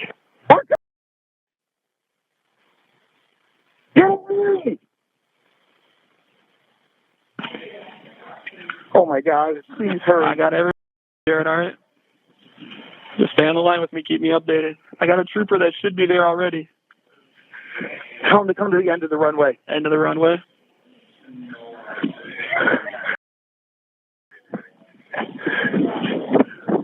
Are they okay? Okay, stop. Sit down. Sit down. Sit down. Sit down. You can't worry. Are they getting out of the plane? Okay, come here. One of them is out. Okay, come here, honey. It's okay. Come here. Sit down. Come to police right here. Are you okay? Okay. How many people? Are they out of the plane? Okay, all 3 people are out. Okay. Yes. But it's on fire. Everyone's breathing? Is everyone breathing? Everyone's alive? Okay, I think one of them broke their leg. He's out of the plane? Okay, yes, they're out of the plane. Okay. I know, honey. We got it. It's okay, honey. You're alive. You're alive. It's okay. I know. Have her sit down, okay? Yeah, she's sitting down. All right. Have her lay down flat on her back for me. Lay down on your back. I don't want to. I just don't want her walking around, all right? Are the other 2 guys still in the plane, or are they out of the plane? No, they're coming. Okay. Just sit down, please. They're right here. They're both breathing. We'll go find them. Oh my God, I'm so glad you guys are alive.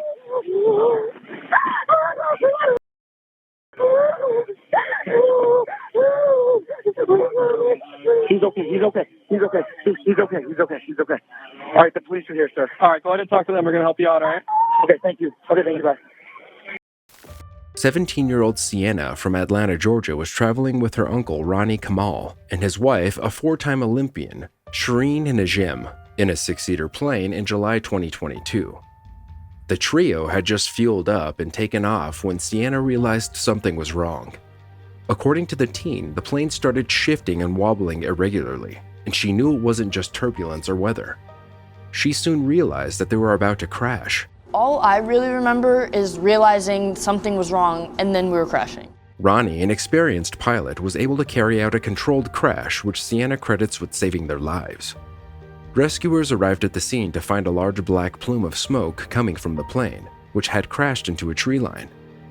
The doors of the aircraft had been blown off during impact, and the passengers were able to crawl out of the wreckage. However, their young golden retriever Charlie ran off into the woods and was missing for 13 hours. Thankfully, the puppy was found 13 hours later by Penny Falk, who was out delivering newspapers. Sienna, her uncle, and her aunt all sustained injuries in the crash, including burns, cuts, and broken bones. Sienna's shoulder surgery has been postponed while she recovers from 2nd and 3rd degree burns to her left arm. Despite their injuries, they all survived the crash and are feeling fortunate to be alive. This caller thought that the car he was reporting had been stolen, but a drunk off-duty deputy was behind the wheel and her child was in the car with her.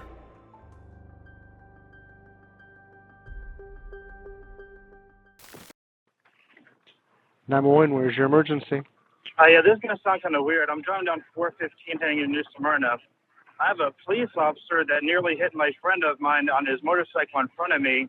And as of right now, he is driving all over both lanes down 415 going into oncoming traffic.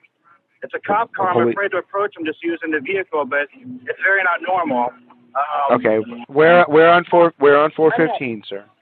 I am almost to 44 right now. We're Which direction? heading northbound towards Daytona, coming from Osteen. Okay, and it's a what kind of police car? Is it a deputy car? What kind of vehicle It looks is it? like a Bush County car.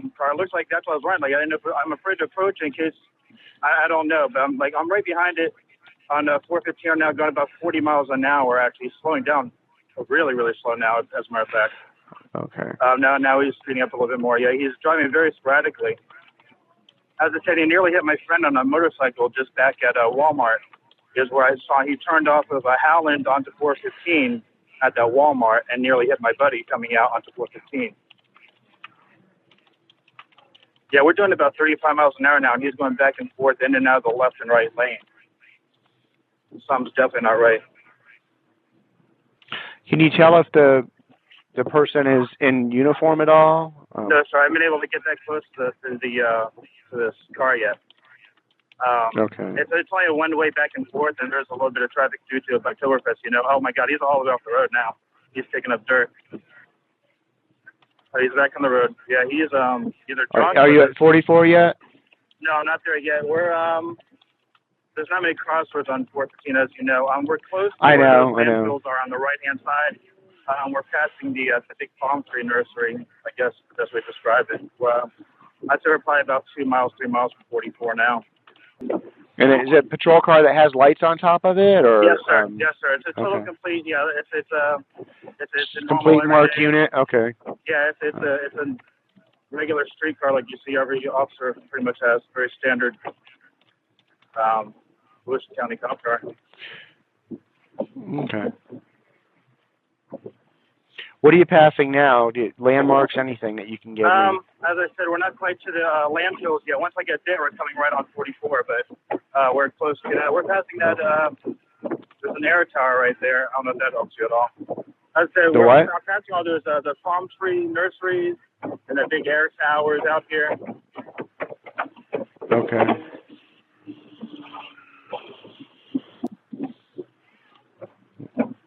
Just stay back, and we're trying to get somebody out there because we don't know if it's maybe they're having a medical problem or what's going on with them, or. Okay. So. Yeah, I only see a driver. It doesn't look like there's any passengers in the passenger seat or anyone in the back of the car. Right. Yeah, he's swerving into traffic now. What are you passing now? Big open field right now. Okay. You haven't come up to the landfill yet? No, sir. Yeah, I thought we were a little bit close. It's hard out here at nighttime. I travel this road all the time. I still can't tell. I'm sorry. Okay. All right. I finally just got a GPS on you. Okay. All right. You're not that's close to the 44s. Okay. You're still.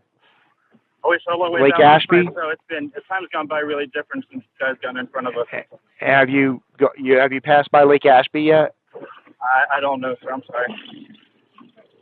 That's a big landmark out there. Where did this all start at? What cross right, street turning were you off near? the Howland onto 415. I got a tag. I'm close right now. I can see a tag.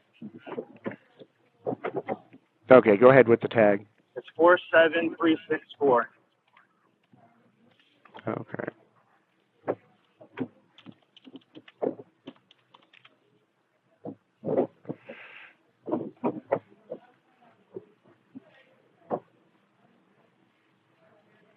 Car number looks like 174166. No, I'm sorry, 174166. Yeah. Okay. Yeah, we're going real slow now. Now we're doing 40 again. Oh, you got GPS on us, never mind.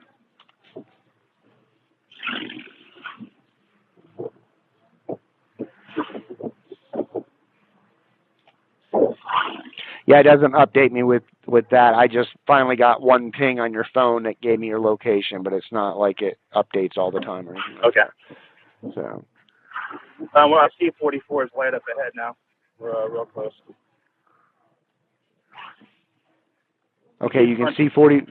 Yeah, yeah. What are you passing now? Right now we're passing the nursery on the right. There's just all nurses out here, you know. We're past the landfill. Okay.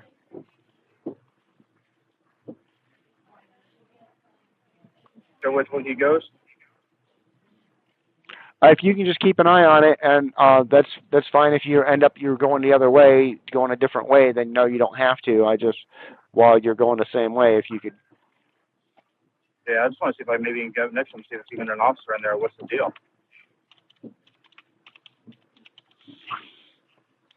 And we have GPS on most of the vehicles, and I'm not showing anything on a vehicle GPS in that area, so I don't know. Well, it's a definite, car that's being used, and Yeah, he's going straight. Oh, he's turning. Which way? He's going towards 95 now on 44.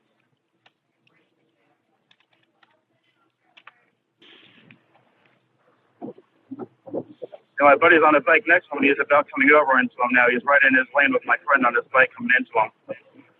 But he's not trying to pull him over. He's not doing anything that you would think a normal police officer would do when a motorcycle gets right up on your lane. You know what I'm saying? It was definitely not. This isn't something.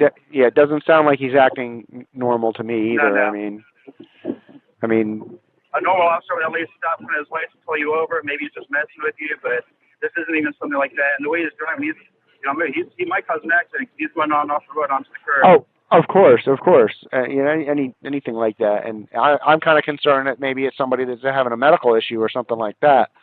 Well, they said the lights on too if he's going to something serious. But all right. He just ran a guy into another lane and went off the road. And now he's coming into the guy again. He just turned his truck right off the road. Yeah, he's throwing cars all around. What are you passing now? Now we are coming up on Walmart here, probably in about. I see the stoplight, but it still looks like another mile up.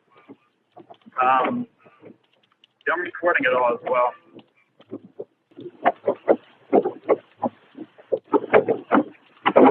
Looks like he's turning on into Plantation Bay. He's stopping. He's pulling over and stopping in the intersection.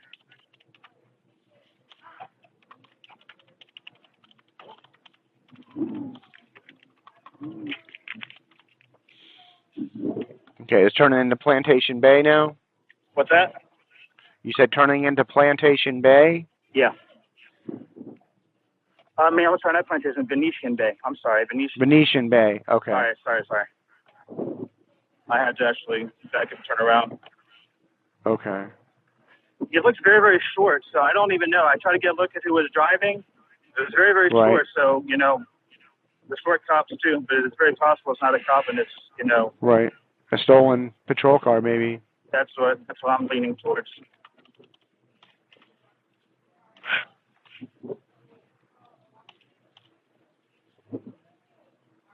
Yeah, they won't be happy because he's hitting the tires on the curb, so I'm sure then whoever doesn't like to have his cop car is getting messed up.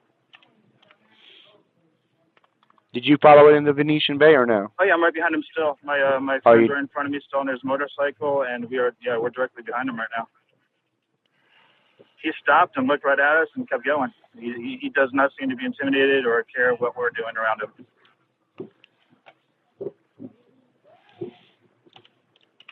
Is he white, black, or Hispanic? I could not tell.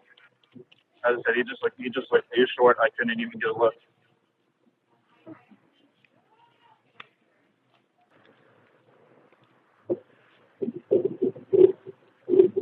You're still just driving around in Venetian Bay, or where? Yeah, we're still driving on that main road. Yep. He's just swerving back and forth off the road into the curb, back off the road. Now he's way off the road. Yeah, he just barely missed a sign. Yeah, I'm standing way back from him right now. He's looking like he's not gonna. I don't know. Do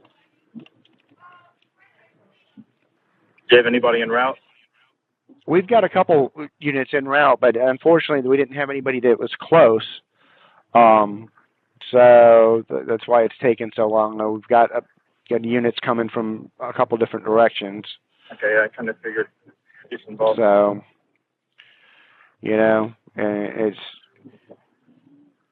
it's just basically the luck of whether somebody's in the area or not. With all these special details and stuff like that for Bike Week, a lot of units are tied up on those in those type of areas, and we don't always have the people out there. Right, so we're on Airport Road, right? Yeah, that's the road that goes through Venetian. Right. Well, actually, it starts out as something else, but it's turns into Airport. He's grinding the curb. Did you get up to Pioneer Trail yet? No, we have not. Well, at that point, he's going to have to turn. He's getting really close on a motorcycle in front of him now. They're slowing down because, of course, everyone's, they're getting out of the way because he's a police officer, but they don't realize this guy's not right. Right. I really hope this bike understands to get out of the way. Okay, he got out of the way. Oh, God, he almost missed him. All right, good. Yeah, man, he almost just hit a man on his motorcycle. The guy, my buddy, stopped to talk to him real quick, make sure he's cool.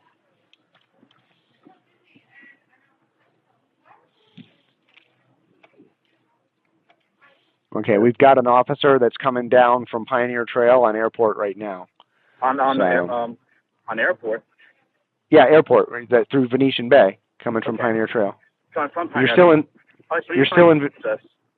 Are you still in Venetian Bay? Yes, I am. So this. Okay, so you haven't crossed over Pioneer Trail yet, is what I'm wanting to confirm. Right. Okay, so that we've got somebody that's coming down from Pioneer Trail, so it should intersect with you. He's doing a U-turn right now. He's doing a U-turn. Where at? What cross street? Okay, we U-turn at Marabella. Marabella. Let me see.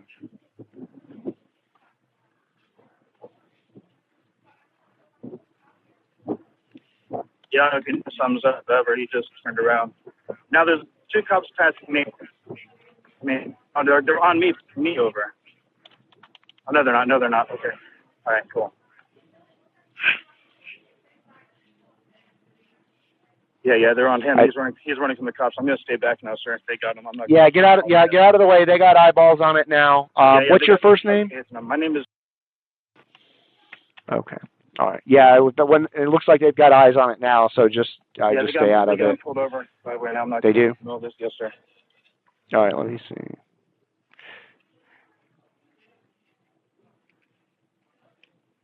I got a cop with me right now. I'm gonna get out and speak with him. Okay. All right. Thank you. Thank you. All right. 37-year-old Stephanie Leclerc was off duty while weaving along State Road 415 near New Smyrna Beach, Volusia County in November 2013. Another deputy followed the car until it pulled into the home's driveway and conducted a field sobriety test on Leclerc, which she failed. The 14-year veteran was fired following an internal investigation. Leclerc also faced child neglect charges because her 7-year-old child was also in the vehicle. The outcome wasn't publicly released.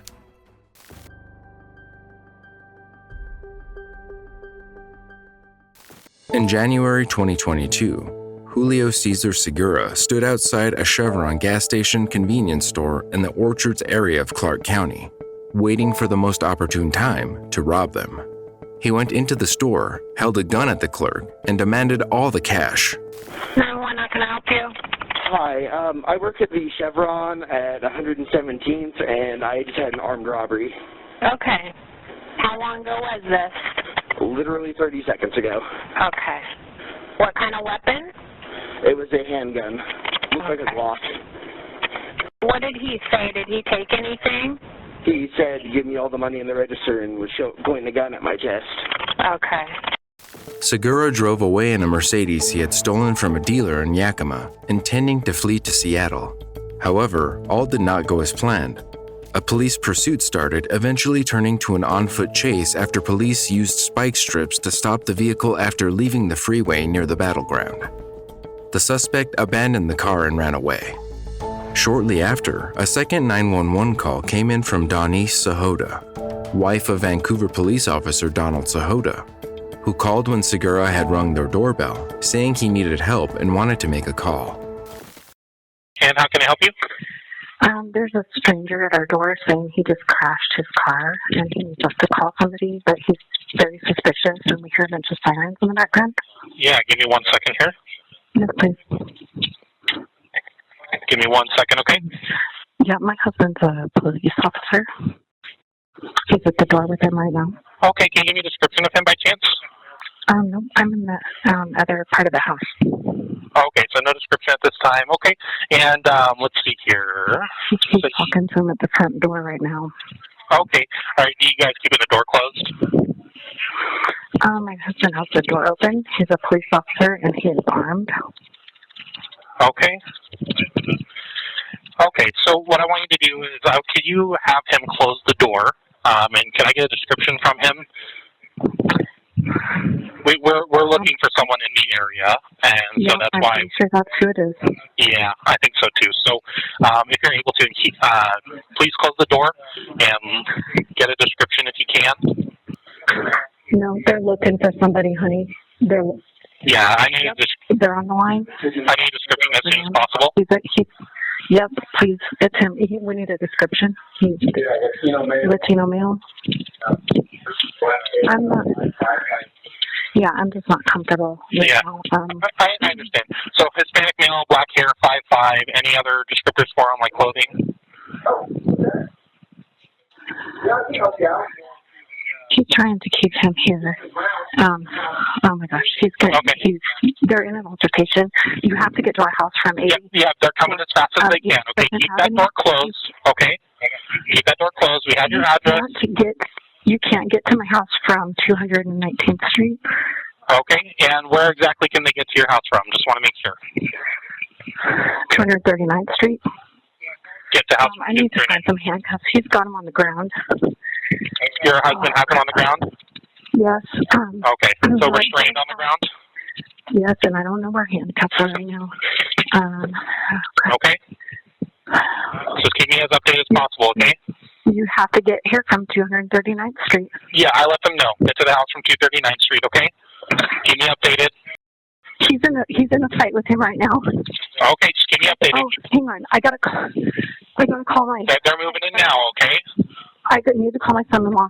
Well, you just keep me on the line until they make contact, okay? They're moving in now. You have to call my son-in-law, Devin Petunia, please. Oh my God. You want me to call them? Yes. Okay, I'll get the information when they're done. Okay, I just want to. He's fighting with him right now. I don't know what to do.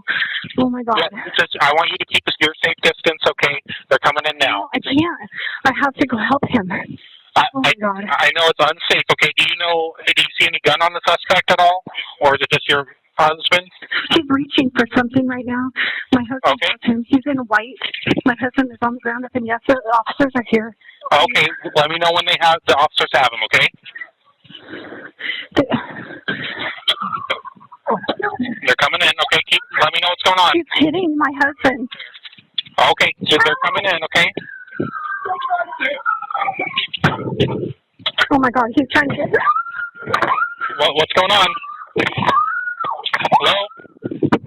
Hello? Gunshots. That's gunshots. Hello, ma'am, can you hear me? Ma'am, can you hear me? Hello, ma'am, can you hear me? Hello, ma'am, can you hear me?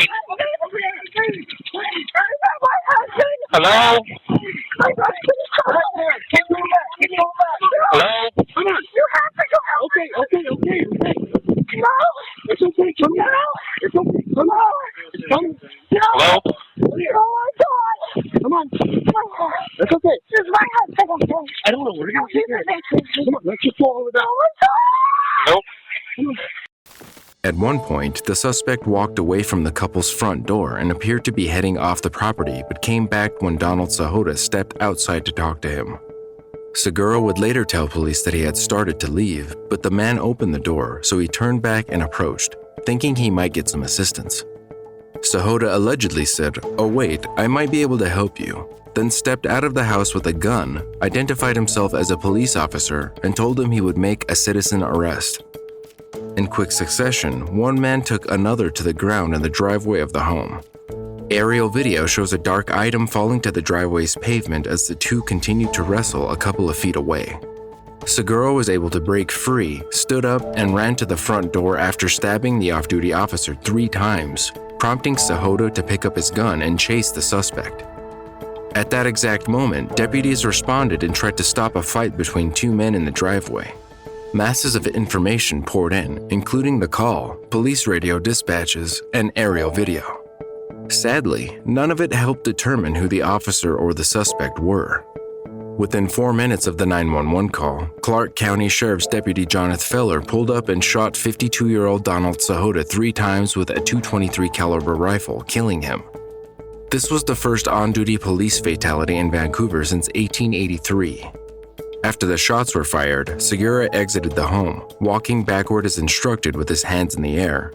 He complied with commands to get on the ground and was arrested. The sheriff's deputy said he fired after seeing Sahota grab a gun in the driveway and race to the porch, kicking the front door, and mistook him for the suspect. Vancouver Police Chief James McLevane spoke out for the first time since the shooting. Don was really just a great man.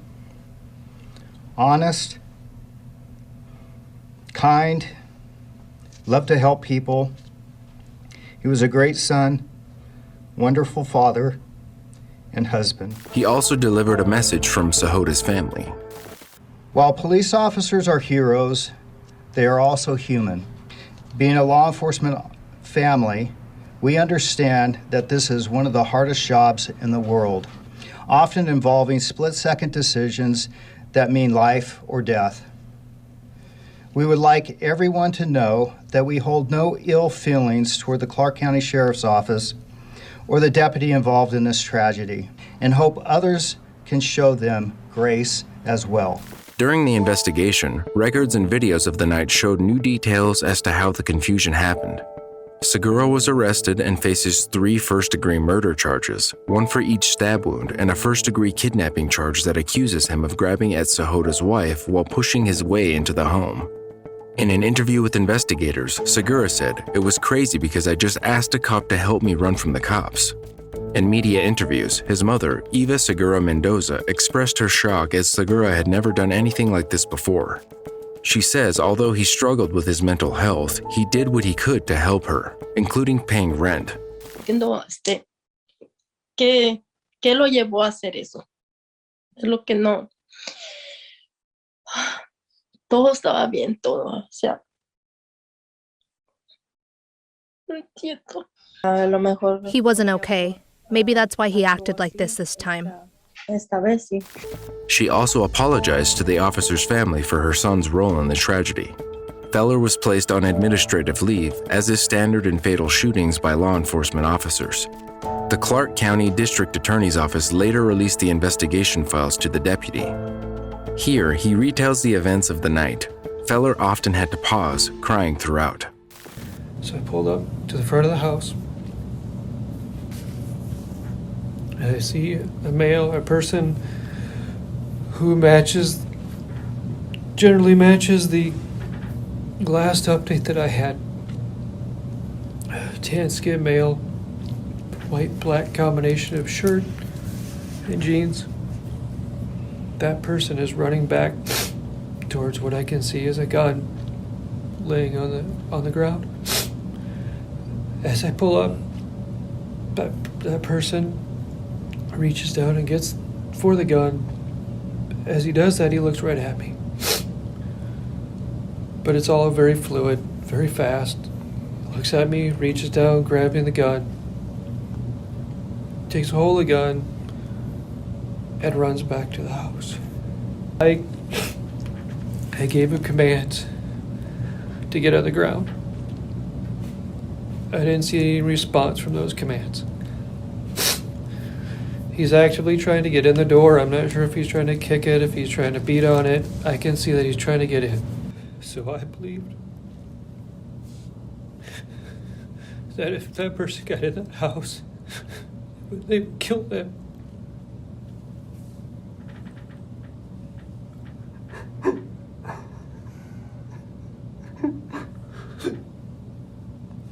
And I had to stop that person from getting in and hurting those innocent people. After Sahota's death, the partner and parents of a man killed in 2020 by Clark County Sheriff's Office deputies during an undercover drug sting filed a federal wrongful death lawsuit against the agency and deputies involved, one of whom was Feller.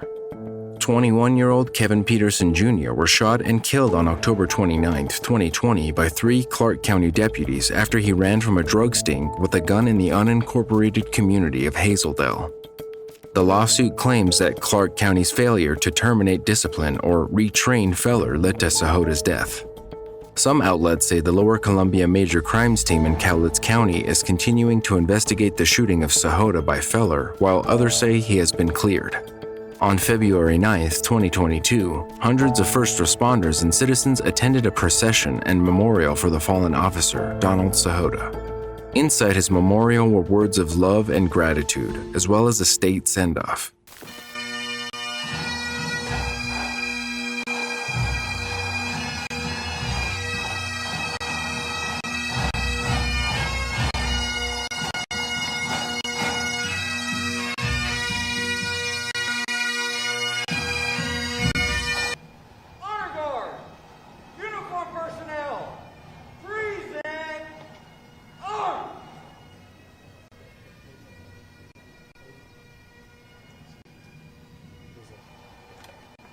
Oh, say, can you see by the dawn's early light what so proudly we hailed at the twilight's last gleaming, whose broad stripes and bright stars through the perilous fight o'er the ramparts we watched were so gallantly streaming.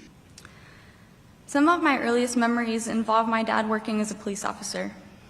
Late night call-outs were not uncommon in our household, as he was off to prevent or investigate the latest tragedy. Though the sacrifice of time with my father was hard to understand back then, I am so proud today of the career that he had and the amount of good that he did. Outside of law enforcement, my dad could often be found spending time outdoors, protecting our natural environment. He cleaned up trash, saved baby rabbits and birds, taught me how to fish. He loved the ocean. He was my scuba dive buddy on just about every vacation we took. He was a protector through and through, for me and everyone else, and I felt that I would always be safe with my dad around. When his hair began to turn gray and he grew out a beard, we affectionately called him Battle Santa. Because that's who he was. This happy, jolly guy that would do anything to help and protect others, including laying down his own life.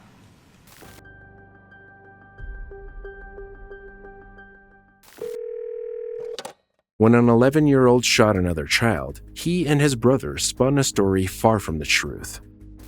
Tell me exactly what happened, okay?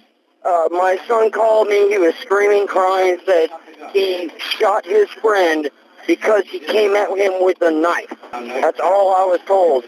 They were screaming, crying.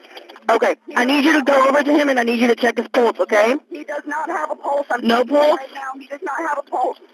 Is he breathing? No, he's not. Alright, where's his injury to? I can't really tell. It looks like he was shot.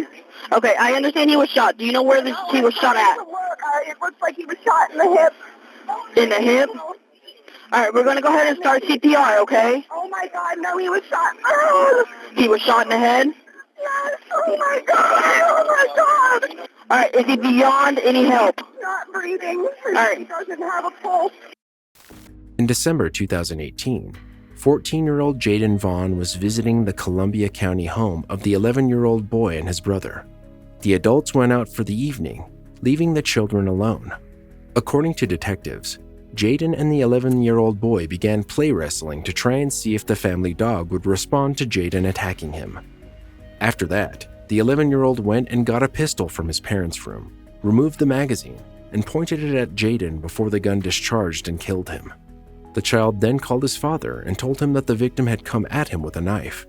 He and his 13-year-old brother later admitted to placing a kitchen knife near Jaden after the shooting, believing they would be in less trouble. The 11-year-old was arrested and held in juvenile detention in Gainesville. A month later, two adults, 28-year-old Sierra Watts and 31-year-old Jordan Palm, were charged with improperly storing two loaded firearms, a Ruger 89 handgun and a Ruger EC9S handgun. If found guilty, the couple could face a year in prison. The outcome of their cases is unpublished.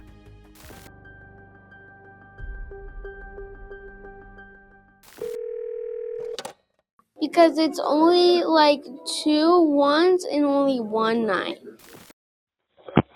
911, what is the address of the emergency? Mommy, I called 911. Hello. What? Hello. Hi. Well, my mom shakes. It's me, Elijah, and I'm a kid. My dad's not here, so he can't answer it. And Mom can't answer it because she shakes. You said she's shaking? Yeah. Is she able to wake up at all? Well, she's not. She's on the couch. She's sleeping, and she's not waking up. She's not waking up. 911. I called them because Mommy's. Okay, where is she bleeding from? What? Where is she bleeding from, Elijah? She's not bleeding. She's like, she just say that when she doesn't take her medicine, she shakes. She doesn't. Okay, is there anybody else there with you? Are there any grown-ups with you? Well, it's only Mommy and not my dad. It's only Mommy? Work. Okay, and is your mommy still shaking? What? How old are you, Elijah? 5. And I had a loose tooth, and I have a 6-year-old tooth growing in. And I had 4 loose teeth, and now I got 5. Okay. Well, just stay on the phone with me until somebody gets there to help you, okay? Are you going to be able to unlock the door when they get there? Yeah, I think so. 'Cause it's right next to the doorknob. Okay. Okay, and is it your brother or your sister who's there with you, Elijah? No one's here except Mom. Just you and Mom? And brother. He's 4. And brother? Mom and Eli and Calvin. We all are here. Okay. It's only Calvin, me, and Mom. That's why I called 911. That's a very good thing that you called 911 to help her. Yeah. We're going to get you some help over there, okay? Is she still shaking? No, she's sleeping. She's sleeping now? Yeah. Are you able to wake her up at all? Nope, not at all. Not at all. She's still sleeping. And what is your mommy's name? Kristen. Kristen? Yeah. It's at house. Webster Street. Yes. Daddy has a new car and has a blue car with letters on it. Okay? Okay. Is Daddy's car still there, or does Daddy have it at work? Well, Dad's truck is at work. His new one with no ladder, and the blue car's still here. Okay, there's going to be an officer pulling up here pretty soon to help your mommy, okay? Are you able to watch out the window for them? Yes. Do you see the officer, Elijah? Yep, I do. I do see the police officer. You do? Can you go unlock the door for the police officer? Yes. You check if it's locked, though. Okay, yep, check if it's locked first. It's unlocked. Okay, what's going on? My mom shakes. She shakes? Yeah. Elijah Cassiano was at home with his younger brother on January 26, 2022, when he realized his mom, Kristen, was unconscious on the couch. She was having an epileptic seizure. Thankfully, Elijah's parents had trained him on what to do in that situation. The 5-year-old knew Kristen hadn't taken her medicine and quickly called for help. On the other end of the line was dispatcher Janet Ritter. She said they get calls from kids often, but none are as helpful as Elijah was. And the two got to meet each other when he was honored as a kid hero. The Fort Wayne CCP board, which includes County Commissioner Richard Beck, Sheriff David Gladeau, and the police and fire chiefs gave Elijah a special certificate and a superhero cape. The little boy also got to meet a superhero himself, Captain America. After 2 years, this bizarre kidnapping case remains unsolved.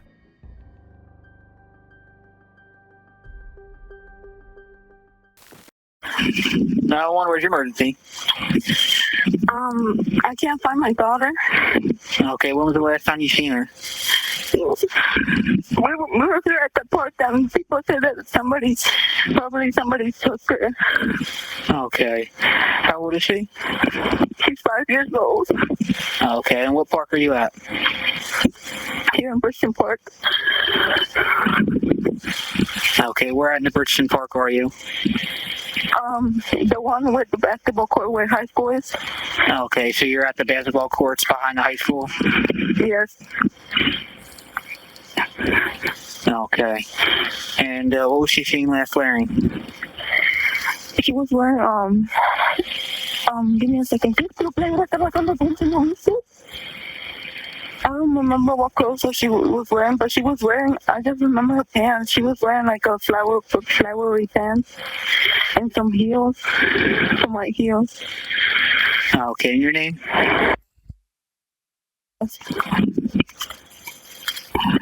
Okay. All right, ma'am, stay in the line. I'm going to transfer you over to the police, okay? And you said she was 5, correct? Yes. All right. Coming with a transfer. It's going to be at the behind the high school, by the basketball courts. She lost her child. She's a 5-year-old female, and she was last seen wearing flowery pants and white heels. She's on the line. Okay. Hello, ma'am. Hello. Hi. Did you see which direction your child went? You know, we were in the car. She came down with my son. They were running to the park, and then me and my sister, we came down. But when we got here at the park, she wasn't here. They said that my son was just crying with his ice cream. They said that somebody threw his ice cream in the floor, and my daughter just ran away. Okay, hold on. In September 2019, the child's mother, Noma Alaves Perez, had taken her to Bridgeton City Park after the family had stopped at a local convenience store to get ice cream. Surveillance video showed 5-year-old Dulce inside the store not long before. Alaves Perez told investigators she had let her daughter and 3-year-old son go to the playground while she remained in the car with another younger relative. About 10 minutes later, the mother said her son came back to the car in tears because he could not find Dulce. He pointed in the direction of nearby buildings where she had wandered. After Alaves Perez called family members to help search for the girl, police were notified, and an extensive search was launched in Bridgeton. Witnesses allegedly told the mother that Dulce and her younger brother had been confronted in the playground while they ate their ice cream. Investigators believe an unknown man may have led Dulce into a red van with tinted windows around 4:20 p.m. The man has been described as a light-skinned man between 5'6" and 5'8" with a thin build, no facial hair, and acne on his face. Police said he wore orange sneakers, red pants, and a black shirt. A week after the 5-year-old's disappearance, the FBI placed the girl on its most wanted list of kidnapped and missing children. Still, she hasn't been found.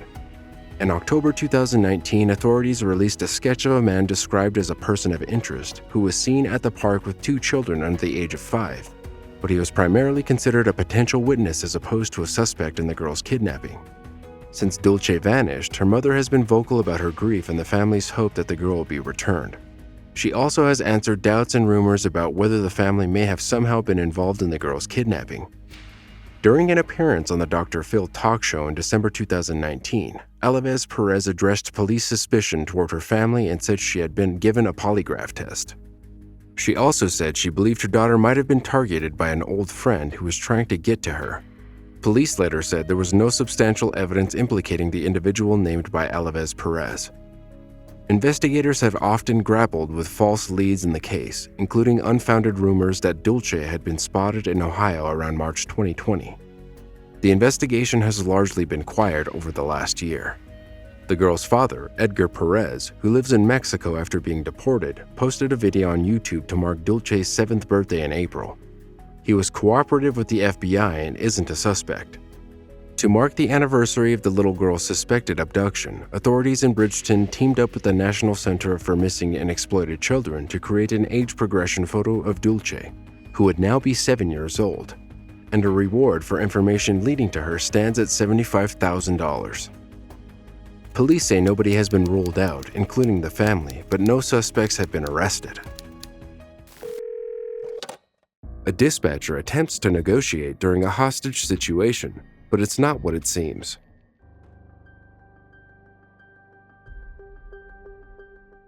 In late 2013, more than 30 fake 911 calls were made to the police in a process known online as swatting. Canadian law enforcement began working hard to crack the case and find out who was behind the calls. Police, how can I help you? I have 3 hostages in AR-15, C4 with the dead man switch. I want 100K in a clear plastic bag. I'm sorry? I have 3 hostages in AR-15 and and C4. I want 100K in a clear plastic bag. Yep. What's your name? It's irrelevant. It's All irrelevant? you need to know is I need my money. I need my money delivered by one unarmed officer. Otherwise, I'll kill everybody. Who is it that you have with you? 3 people. Who are these people? Do you know their That's name? irrelevant. No. All you need to know is I need my money, or I blow it all up, and I take everybody with me. If you give me my money, nobody gets hurt. Okay, and you're wanting this in the next 7 minutes? I want you to get me this within the next 30 minutes. What is your phone number? That's irrelevant. All you have to know is you're going to give me my money, or I'm going to blow everything up. But how are we going to know it's you? Are you going to open the door? You leave it on the front door, you walk away, I'll get it, and if it's all there, everybody goes home safe. Otherwise, everybody dies. What's your dog's name? That's irrelevant. But you have a dog there with you? Yeah, I do. Okay, you don't even want to tell me your dog's name, though? Nope. All you need to know is if you don't give me my money, everybody dies. How did you come up with this amount of money? That's not important. You have 30 seconds, and I'm going to hang up. You now have 25 minutes to get me my money. If you don't get me my money, you might as well bring body bags because you're going to need it. Where do you have these people? Doesn't matter. I'm hanging up now. You said you were going to give me 30 seconds before you hung up. Hello? Are you there? With the calls coming in thick and fast, police worked to track the culprit. During their investigation, they came across a Twitter account under the user @ProbablyOnion. The user had spent the last few months harassing other accounts online. Users subjected to the abuse would find themselves at the center of police interest after fake calls began coming in. In one instance, investigative journalist Brian Krebs found himself on the phone with the police after they had just received a call from @ProbablyOnion, alleging that the journalist was holding hostages in his home. Minutes after police checked in, @ProbablyOnion tweeted bragging about the fake threat, saying, "You have 5 hostages? And you will kill 1 hostage every 5 times, and the police have 25 minutes to get you $100,000 in clear plastic." Another message read, "Good morning. Just dispatched a SWAT team to your house. They didn't even call you this time. Ha ha ha ha." The day after this incident, @ProbablyOnion wrote to his followers, "Want someone swatted? Tweet me their name and address and I'll make it happen." It caused a flurry of fake calls, endangering lives across the country. Over the next few months, @ProbablyOnion took credit for over 24 swatting incidents around Canada and the USA. Each time he taunted his followers about his identity and followed a similar spiel. Explosives, hostages, and active shooters, all fake. After months of investigation, the FBI managed to track down the prolific Twitter user through his IP address and pass the information on to local police. Finally, an arrest was made at a house in Barrhaven, Canada. A 16-year-old was detained just meters away from his front door after he attempted to run from undercover officers. The young boy's home was searched and officials seized multiple devices, firearms, and ammunition. The teen, who was granted anonymity due to his age, was charged with public mischief, mischief to property, uttering death threats, and conveying false information with the intent to alarm. Appearing in court in 2015, the trial lasted 2 years. Culminating in 2017, the then 19-year-old was married and preparing to become a father. Showing leniency, the teen was handed a sentence of 700 hours of volunteer work at a technical support agency and 200 hours of volunteer service at the Ottawa Food Bank. He was also sentenced to 6 months at a group home for underage youths, as well as a 3-month supervision order, but was eventually granted compassionate leave to witness the birth of his child.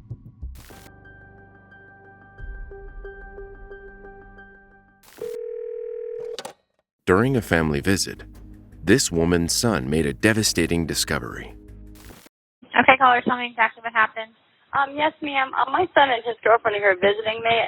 I was just in my bedroom, put my stuff away, and they said there was a girl in the bushes out here, that she's got stabbed by her or something, and I went over there and asked her politely to come out of the bushes because there's been enough problems around here with having all kinds of thieves around. So I made her come out of the bushes and sit down here over on the ground over here. Mm-hmm. Does she need EMS? Huh? You said she was stabbed? That's what she said, but I didn't see her stab wounds. I don't know. But I'm just saying, I made her come out of the bushes. She's sitting over here on these bricks. She told me that her been beating her up. She does have a black eye.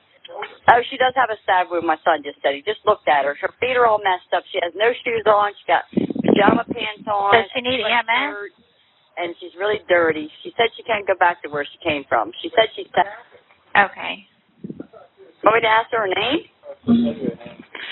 She's scared to tell me where she even lives at because after where she was living, she said her family, she doesn't want to go back there. Okay. Whatever happens. You'll be okay. It's the sheriff's on the phone, sweetie. They're going to come here. We're sending her help, okay? What if she's got really bad, it looks like she has, are you diabetic? No? But she's got really bad sores on her feet and everything. I don't know. She looks like she's a kid to me, but I don't know. Okay. What is she wearing?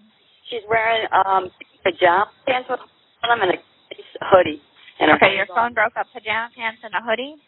Yeah, they're pink. Oh, I'm going to get closer to the house, honey. It's pink pajama pants with hearts on them and a gray hoodie, like a sweatshirt thing. The zipper's up. Where is she at? She's sitting on the brick wall across from my house. I live on the same street that I'm sure that you know that address. Where's she? Had problems down here. That's why I made her. Ma'am, where's she bleeding from? Are you still bleeding from your stab wound? No, she said she's not bleeding. It's in her shoulder. Okay. She does have a black eye. I've seen her black eye. She's got really bad sores on her feet. They're open, like I don't know how long she's been in them hiding there. My son and them discovered her when they came here. Okay, so she has sores on her feet? Yeah, they're really bad. Like they've had holes, and they have scabs over them. Her feet are all swollen up. They're red. They're really bad. I mean, looks like, I don't know, abscess. Did she tell you where she lives? She will not tell me that because she looks like a little kid to me. I mean, not little kid, but like maybe 13 or 14. But she said she really doesn't want to go back to where she came from because it's very bad there. Is she white, black, or Hispanic? Okay. I've never seen her before. Okay, do you see him? Yes, I see him, but they went past. Okay. Okay, he's coming this way now. Is that the officer? Yeah. Okay, and he sees you now? Yeah, he's right here. Okay, go ahead and it's talk. a female. Okay, go ahead and talk to her. I know her. Okay. Okay, honey. Thank you. Bye-bye. Bye-bye. The call was made by Michael Hicken in November 2016 from the woods in Dundee, Florida. When authorities responded, the 17-year-old was taken to the hospital where doctors found she was malnourished, severely underweight, had infected wounds on her feet, a stab wound, and a fractured shoulder. What she had endured was unimaginable. Police then arrested 33-year-old Melissa Peters and 49-year-old Chris Peters. They claimed the injuries were self-inflicted, asserting that she had mental health issues. In fact, Chris alleged that her stab wound occurred accidentally while they were trying to take a knife away from the teen, and that the black eye she had was the result of her falling onto a coffee table during a scuffle. During the investigation, a 15-year-old boy was also removed from the Peters' home, but he was reportedly not harmed or abused. The couple faced multiple charges, including aggravated child abuse and neglect. However, Chris pleaded guilty to the lesser charge in exchange for dropping the more serious allegations. He was held in the Polk County Jail from the time of his arrest in November 2016 until March 2018, when he was released on $20,000 bail. Meanwhile, in February 2018, Melissa pleaded no contest to neglect of a child with great bodily harm, also a second-degree felony. As part of her plea agreement, she would testify against her husband. Both charges carried a maximum punishment of 15 years in prison. Shockingly, despite prosecutors' request for a 51-month prison term for Chris Peters, the judge sentenced him to 15 years of probation, community service, and anger management classes. The seemingly lenient sentence was given since the judge believed he had shown genuine remorse, and the case reflected an isolated incident committed in an unsophisticated manner. Melissa Peters was also sentenced to 15 years of probation at the time of her plea.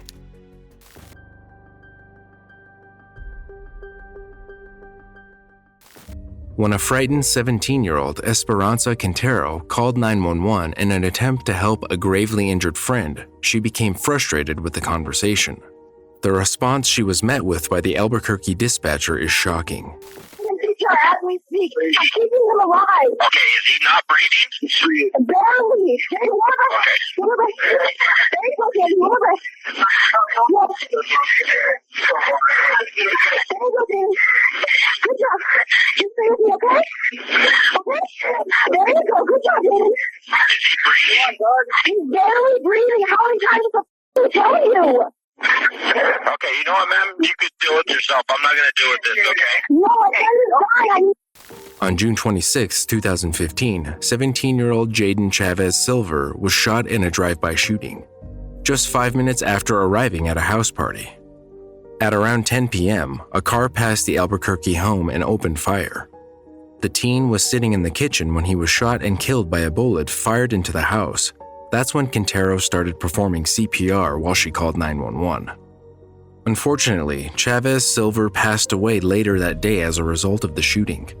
Just a few days after, his mother shared a post on his Facebook memorial page that read, "I not only lost a piece of my heart, I also lost the chance to celebrate his 18th birthday, his high school and college graduations, to watch him get married one day, and become a parent and see a child of his own. I am trying to grieve through the pain and cope with my loss, but it is a daily struggle." In an interview with KOAT, Esperanza Quintero said the traumatic night played through her mind repeatedly. And I'm talking to the operator. He just hung up on me, and she says, I know, I'm trying to get someone else on the line for you. If he would have made it or not. But if he had just tried to help, just a little. Chavez Silver was a football player at Manzano High School and also loved wrestling. He planned to enlist in the Air Force after graduating college. The Albuquerque dispatcher, Matthew Sanchez, resigned soon after the clip came to light. He had worked at the fire department for 10 years and as a dispatcher for 3 years and 5 months. Initially, the department investigated his conduct, but they terminated it with his resignation. The department released the recording after news organizations got an anonymous tip. A family spokesperson for the victim, Dan Sparego, spoke after hearing the recording. When they heard the 911 call on the news, they're heartbroken. They're beyond belief about what happened, but at the same time, they want to focus on catching the people who did this. Despite the shocking response by Sanchez, a spokesperson for the Albuquerque Fire Department, Melissa Romero, said that he had dispatched an ambulance to the scene while still on the call with Quintero. The ambulance had arrived within 4 minutes and 26 seconds, a time she said was, well, below the national average. Additionally, Romero said that because Chavez Silver's medical records were sealed, she could not say whether he was dead by the time that the ambulance arrived. Ronald Silver and Nicole Chavez, Jaden's parents, sued only Sanchez, accusing him of medical negligence and wrongful death, the intentional abandonment of a patient while acting in the scope of his duties. They say that Sanchez's hang-up cost their son his last clear chance to be kept alive. They sought damages for medical negligence, wrongful death, and costs of suit. In 2017, 19-year-old Asias Madrid was sentenced to life in prison for the 2015 shooting. Madrid was already serving a 16-year sentence in an unrelated fatal shooting, and Judge Jacqueline Flores ruled that the two sentences must be served consecutively. the killer maintained he was not to blame for Chavez Silver's death.